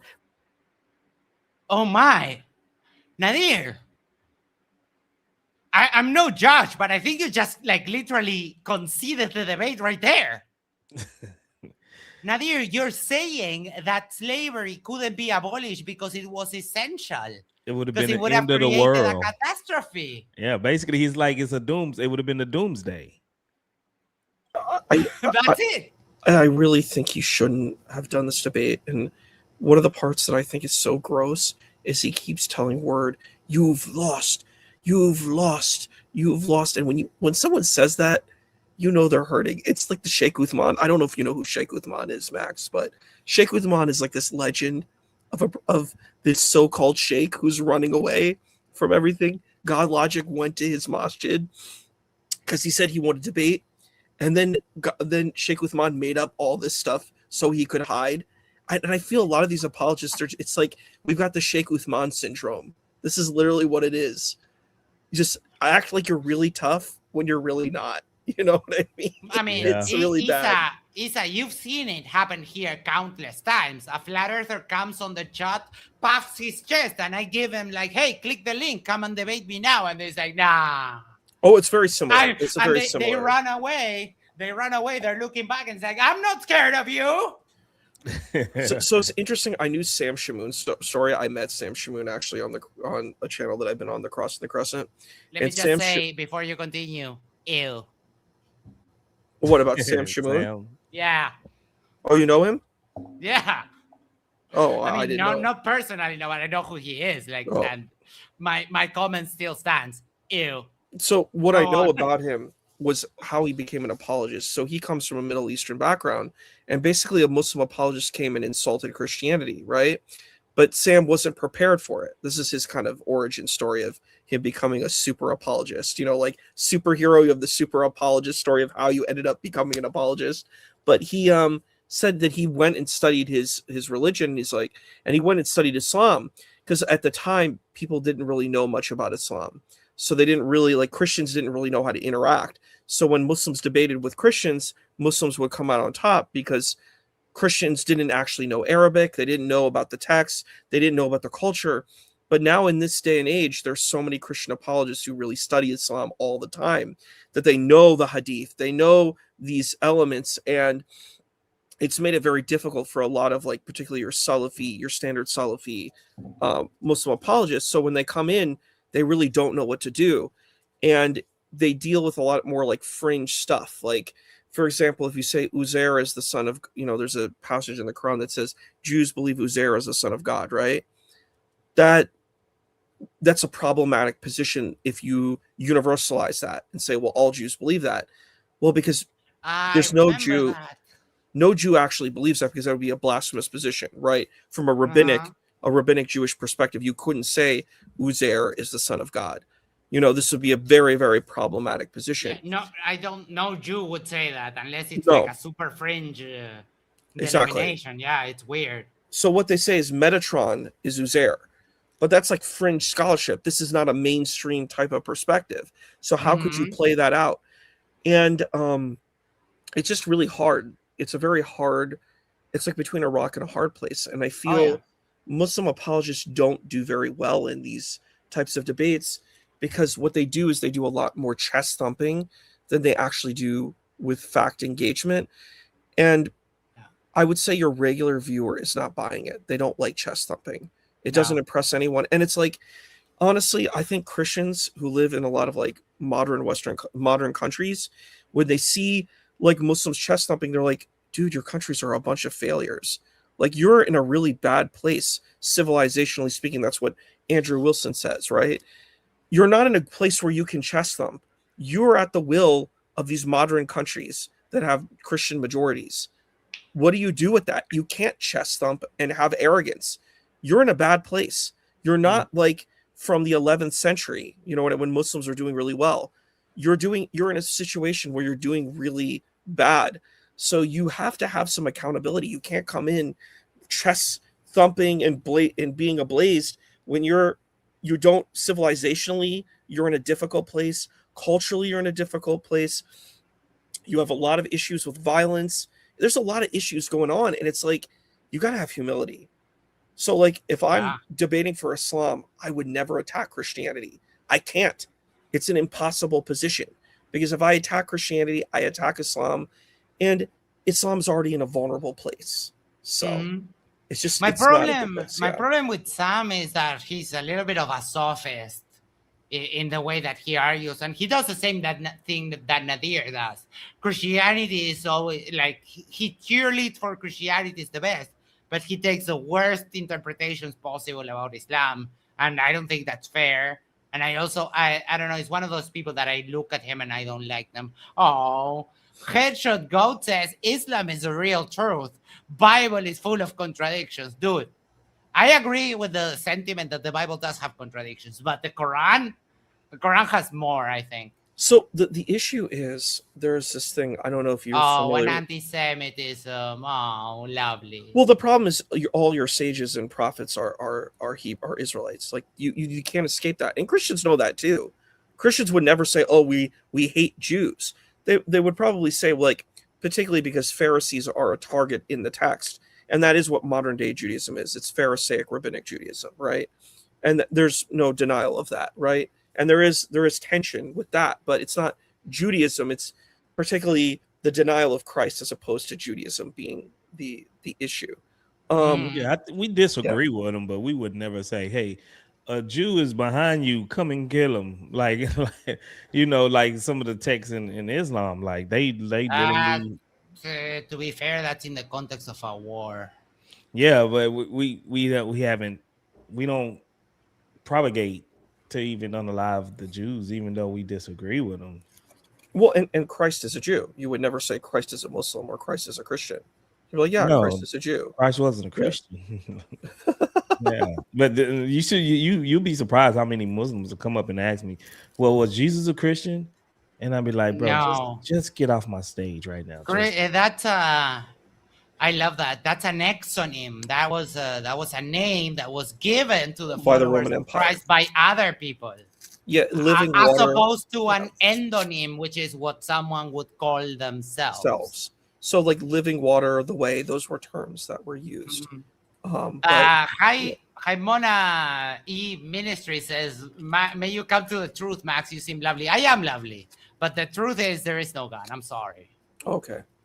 So I think what's interesting about this though is when you're dealing with these types of situations, like this anger and this bluster, and it just doesn't work. The chest thumping isn't working. You have to have accountability.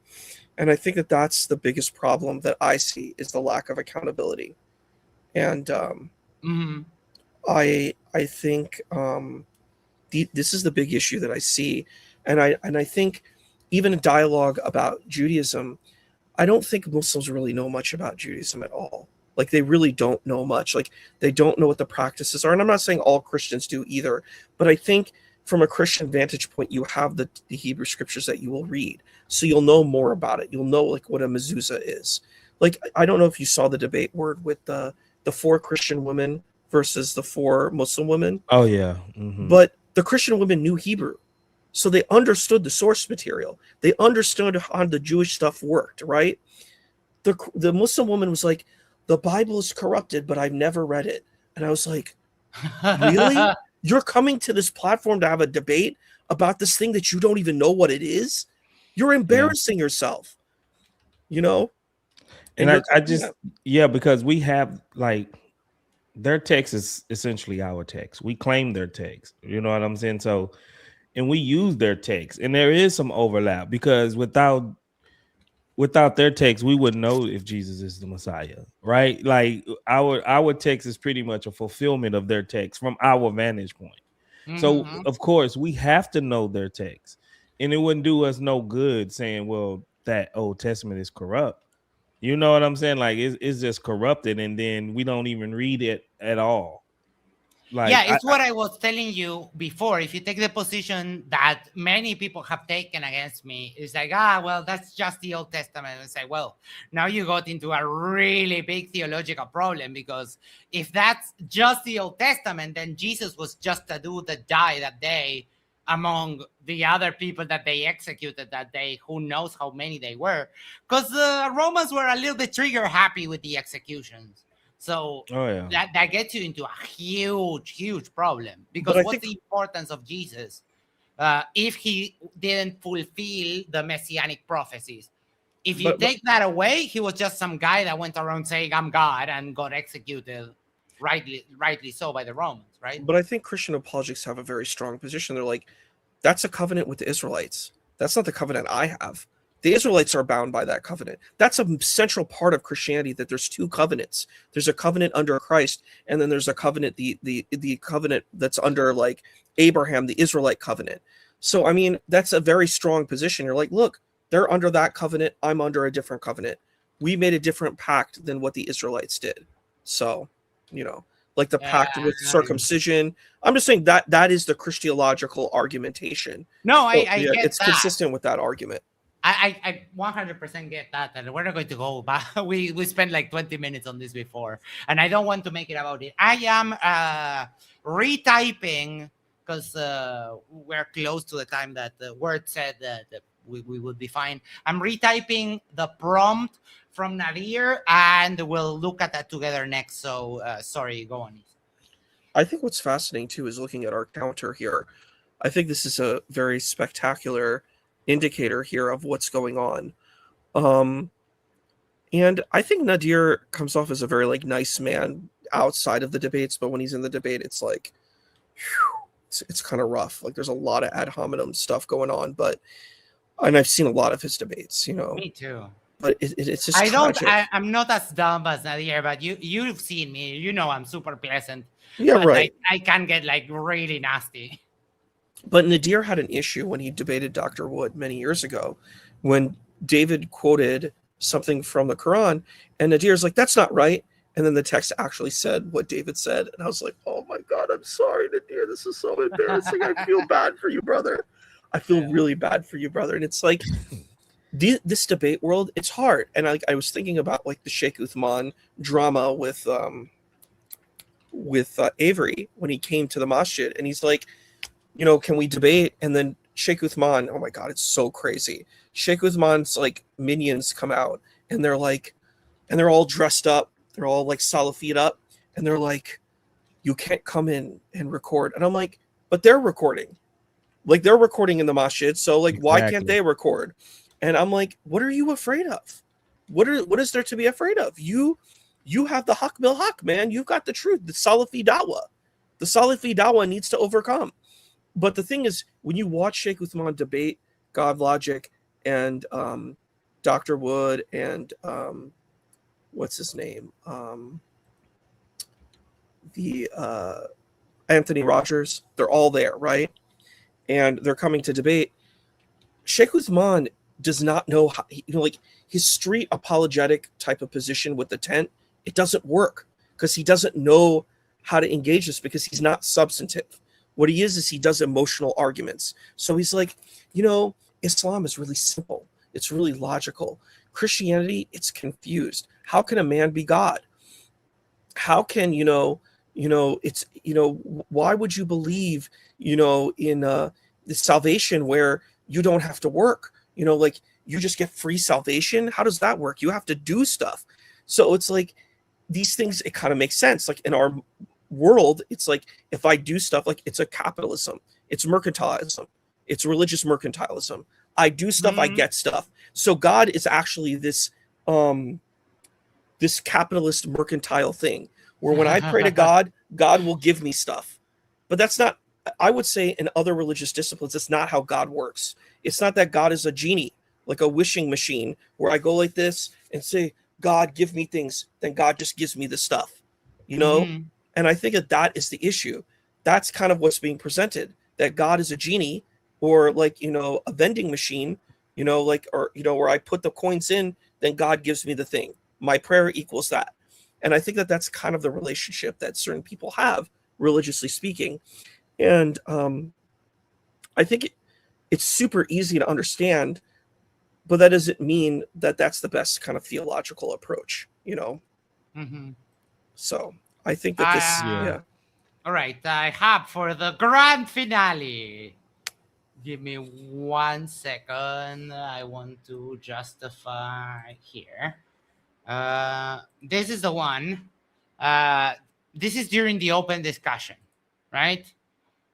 And Nadir's prompt, you can see the timestamp on the MDD debate link is 2:13:47. And Nadir shows his prompt. It reads, Prophet Muhammad stated the following: whoever has a slave woman and teaches her good manners and educates her, had you not done that, the gates of hell would have opened for you for beating a slave.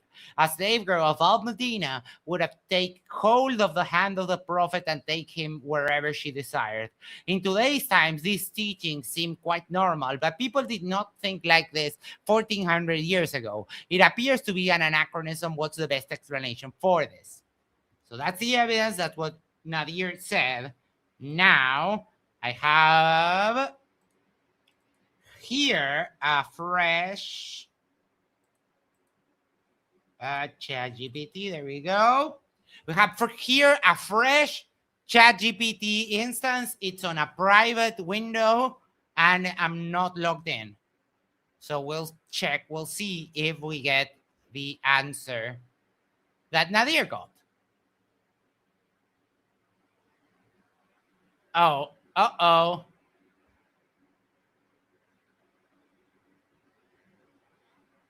We're really not getting we're really not getting anything like what Nadir told. And I think I can actually You call this clunker? Is that what you said? That's clanker with clanker. an A. Clankers, yes. And I'm like, this is it is weird to go to ChatGPT because ChatGPT can be wrong many, many, many times. I brought that up in the debate. Yeah. I brought that up that it can be trained. I brought all of this up, and it just wasn't sinking into him. This is not a good way to go. What I thought was really weird was the virus thing. I'm like, what are you saying? You're putting a coronavirus on your presentation, and like, you're saying like there's some kind of infection, but I'm like, what's the infection? Like that was never even really connected. It's just like it sounds, it sounds shocking and has a hook, but it doesn't work. And again, like I think Muslim apologists, like I heard Daniel Hakikachu attacking Judaism. I'm like, you do realize the premise of most of your stuff is from like rabbinic Judaism. Like the Talmud is in the Quran, is directly quoted in the Quran. It's there. Mm-hmm. If you take one life, you take all of humanity. That's from the Talmud. Yeah. So like, and then you said, no, it's actually revelation. I'm like, okay, even if it's revelation, what you're saying is God's revelation is from the Talmud. You can't just say, well, this thing is so unique and made up and it's made perfect for this, but it's not this other thing. I'm like, then you're just a grifter, dude. You're just grifting and you're being dishonest and no one wants to hear that.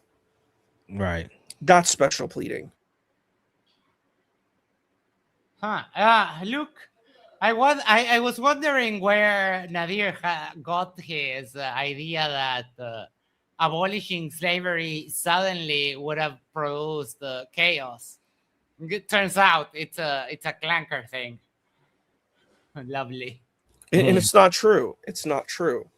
And you don't, and what you're doing is speculation. This is not evidence-based. This is speculation. Just saying, William Wilberforce did it in England. They abolished slavery completely in England and it worked very fast, very quickly. Uruguay abolished slavery like 40 years before the U.S. Yeah, William Wilberforce is in the UK, but no, I get your point. I tried to scroll as slow as I could so you guys could get the full text. You're going to have to watch it again and pause, but I need to go back and we'll look at what Nadir got. So give me just a sec. And we'll wrap it up there for tonight. Word, thank you so much for joining us. For sure. It was funny. It was fun. And the debate was just lovely. Moral revelation ahead of its time, norm disruptive ethics. These teachings appear anachronistic because they intentionally violated the norms of the 7th century Arabia rather than reflecting them. It did give a similar answer to that in one of the points, but this is very clearly trained so that Nadir actually gets the answers that he wants. Notice that he doesn't have the panel open on the left, so we don't know what the preamble to this was. So at the very least, it's shady. I would be inclined to say it's just plain dishonest. So I wanted to say something. I want to talk about how we could pimp Nadir's argument. Never debate again. Well, my first argument would be don't debate this topic. This is not a good topic for Islam versus Christianity. You don't win. You can't win this argument. But if I were to try to give the best argument that he could have, I would say that Nadir would need to really focus on the text, and maybe he would cherry pick, but he would need to focus on things that make it really like use the kind of the vision that's shown in The Message, the movie, the Islamic movie from the 70s. Show and say, look, there's all these cases where, they buried daughters alive. They did all this stuff in pre-Islamic Arabia. But look at the growth from pre-Islamic Arabia to modern Arabia. The difficulty is that if we use scholarship that's not completely accurate, it's not this idea that all these children are being buried alive is not exactly what happened. This is more of like the kind of Islamic narrative of what happened, but historically it's a lot more complex and nuanced. But I'm going to granting this position, just say, look, Islam has done all of this growth. And I would focus on defending Islam as opposed to attacking Christianity, because I don't think you have a strong argument here. But I would try to show that Islam was really, really ahead of its time. It was really, really progressive. It was really focusing on humanity and dignity and nobility and honor. That's the way to go. I think attacking Christianity weakens your position, because then what you're saying is, well, my continuous link from God was broken. And I think you lose it when you attack Christianity and Judaism, you attack Islam. So it's like, I always warn that you really can't get away with being unscathed. It's like stabbing yourself. To stab your opponent, it's stabbing yourself, you know? So what I would do if I was him is I would really focus on all the positive elements of Islam and just kind of bolster that position and just say, look, Islam really gave a great, era for the world. And I think that would be a much better argument.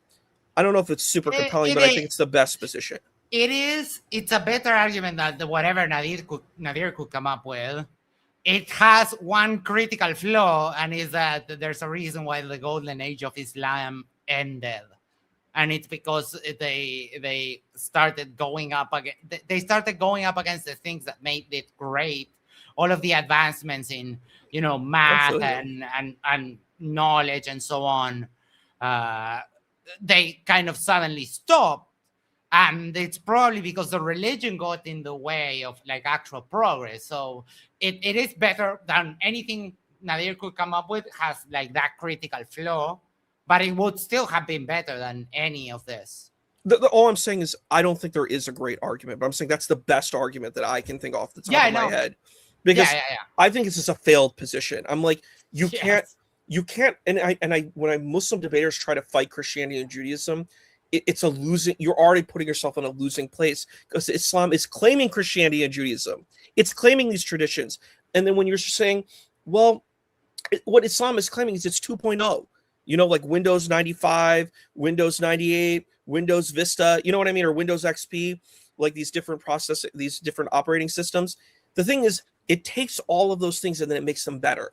Windows XP doesn't exist without Windows 95 and Windows 98. You know what I mean? So it's like, you that's the point of Islam. You can't just say, well, Windows 95 and Windows XP, they don't actually really exist. They're not really here. I mean, Windows 95 and Windows 98, they're not really here. They're not really present, but we're just making up our own new system and we're not actually using anything that was from there. That's just, it makes no sense from the vantage point that you're taking, that you're a continuation narrative. You have to have a continuation. You can't just say, well, everything's gone, but now everything's good. Like when you read the Quran, I don't know, for the audience, and I'm sure the Ward and I and you, Max, have read the Quran. It is vague. It actually is a text, particularly about the stories, that is asking you to go to the Torah. It is asking you to look at the Gospels. Okay, yes. Yeah, I agree. It is telling you to do that. I don't know who Jesus is without the Gospels. I can't say I love Jesus or know Jesus without the Gospels. You have no idea who he is without the Gospels. It's like a skeleton, And it references stories that if you want to know the story, you have to go and read them, like the flood and some of the other stories that they talk about. They're not detailed. They just give you, the it's spark notes. I always tell Muslims, it's like you got cliff notes of an actual story. The Quran reads as if you already know the previous scriptures. Correct. Like, and it's just summarizing what happened. And then Muhammad is supposedly building on what already happened. But for you to know exactly what happened before, then you must go and read these previous texts that Allah claimed that he revealed. And I think you was on my panel one time, Issa, when I ran that argument Islam has a broken chain, like his chain was is there. broken. Yeah, I think you were there before, and if this is a chain, it's supposed to be in a succession. It's supposed to be linked together.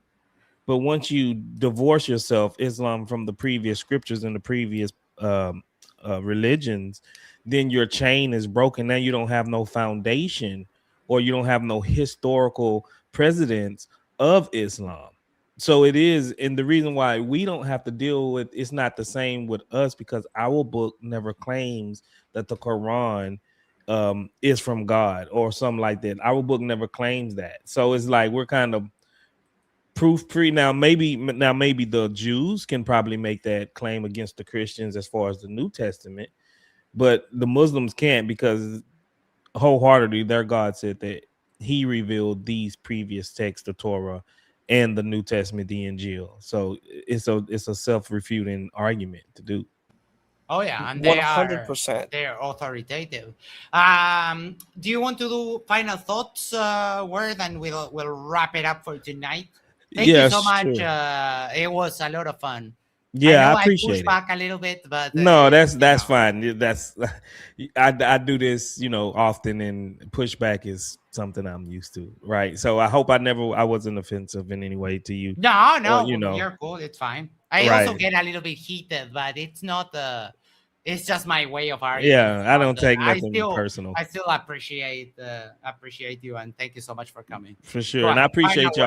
appreciate y'all for having me on your panel. And I didn't know Issa was like a staple over here. So Yeah, it's me, Dr. J that left, and Issa. This is like, it's our channel. Oh, okay. Yeah. So yeah, I'll more than likely come back if you was to invite me. We would love to have you back. You have a great insight. For sure, no problem. But yeah, since we went to debate, I think I only could bring out certain things because we didn't go over the whole debate. I actually went a little bit deeper, bringing up church fathers and other sources and historical references and stuff like that. But it's like I was kind of like forced to try to move the conversation along to where, because it got redundant within the first hour, and I kind of like, I got bored of it because it was just the same thing. But I would say that it was a good experience to know exactly who Nadir is and the pitfalls and everything that he brings up.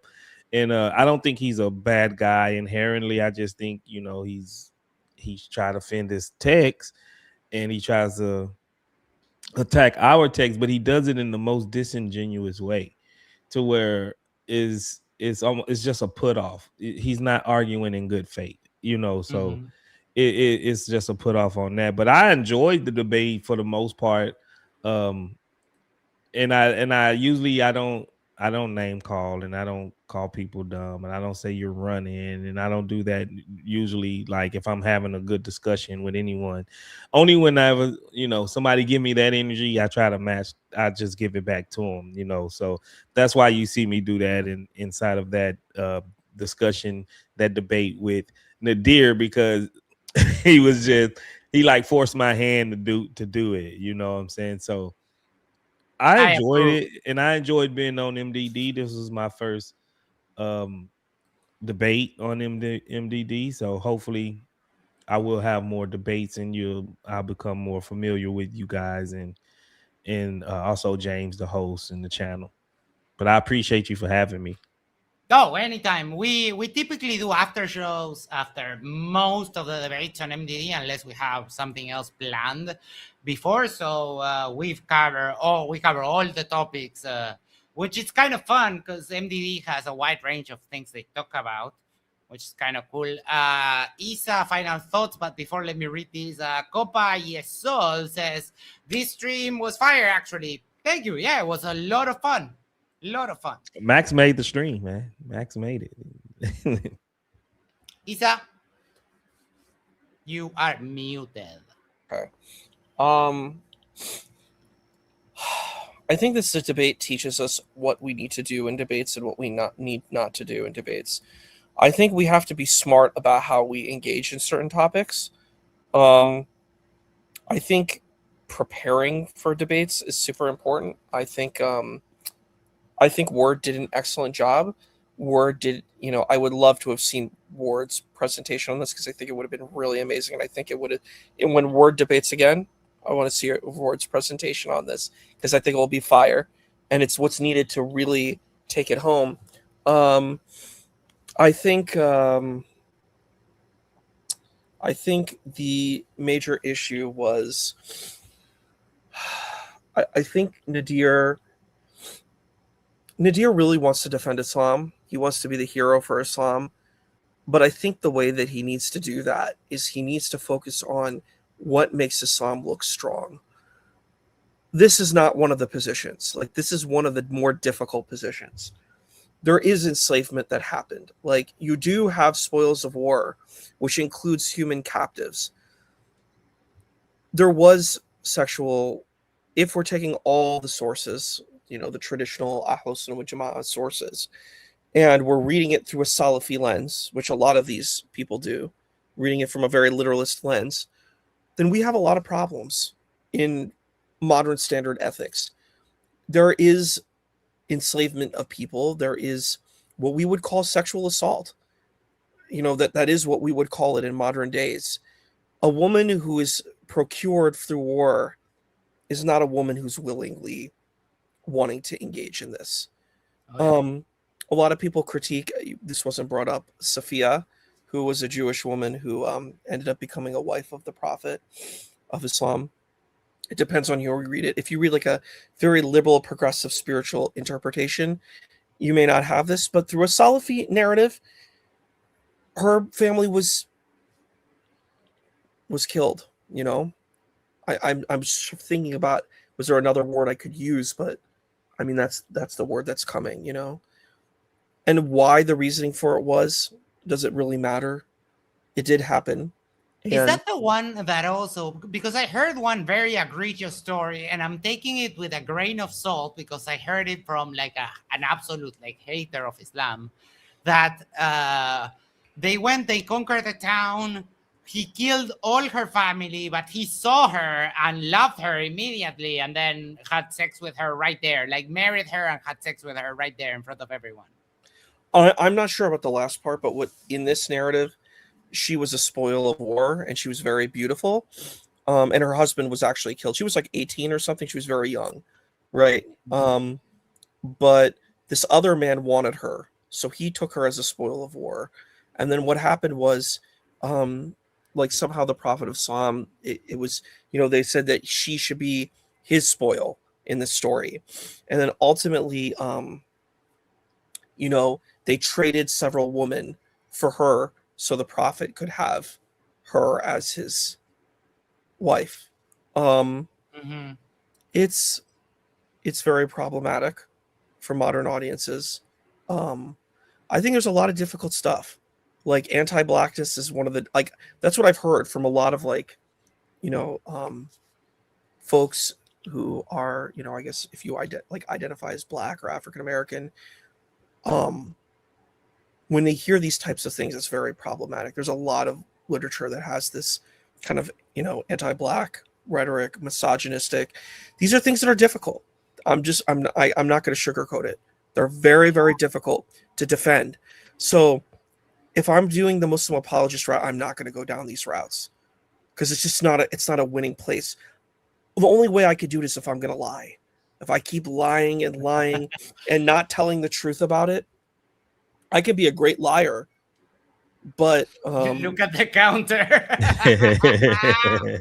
I could be a great liar, but that doesn't mean what is actually being conveyed is true. And it's just not honest to the stuff. And I appreciate work because he's like, dude, this isn't, I do have this history in my tradition. It's difficult. I don't necessarily have the best answers, but it's a part of what I have and I own it.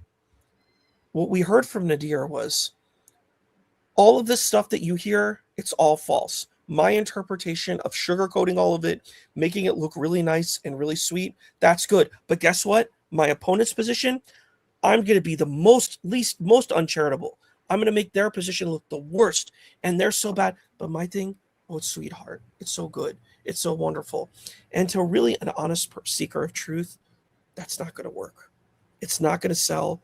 And what it comes off is you're just like, well, it's Ibn Fibbin. It's Ibn Fibbin. Yeah. And that's what you feel. It's an Ibn Fibbin. So, that's what I feel. All right. Thank you so much, Isa. I don't have much else to add. I think you guys described it perfectly. But that being said, and even though the like counter ended up at 150, I'm sorry to say, you got absolutely destroyed. Your career is over, and you will never recover from the devastating loss that Nadir just handed to you. That's what Nadir said. So it's got to be true. I'm pretty sure he put that in ChatGPT, and it told him that he is the king of MDE. He has said it himself. He's the king of MDE. He came today, crashed out in the chat, said that Christians are running away from him, and I can literally show you my email chain with him where he runs away from me. So, Nadir, don't puff your chest if you're not going to pull through. People, thank you so much. We have a feminism debate tomorrow, but I'm up to here with the feminism debate. So we might do something else tomorrow night for the Yerba Mate Talks people. And I do have to thank Thomas Jefferson Library from Words Community that very lovingly shared the link to Yerba Mate Talks. If you like, come by, drop a like, drop a share, or do the stuff, and we really appreciate it. Everyone who became a member and everyone who sent super chats, we're extremely grateful. Before we go, make sure to do the social thing is like, share, subscribe, send this to a friend, send it to your significant other, go to the corner, yes, the corner of your street, and yell, subscribe to Yerba Mate Talks and the Word and I. And that way we can share the love for the channel. Word, thank you so much. It's been a pleasure. We'll catch you all on the next one. Take care. Have a great night. Watch your head, y'all.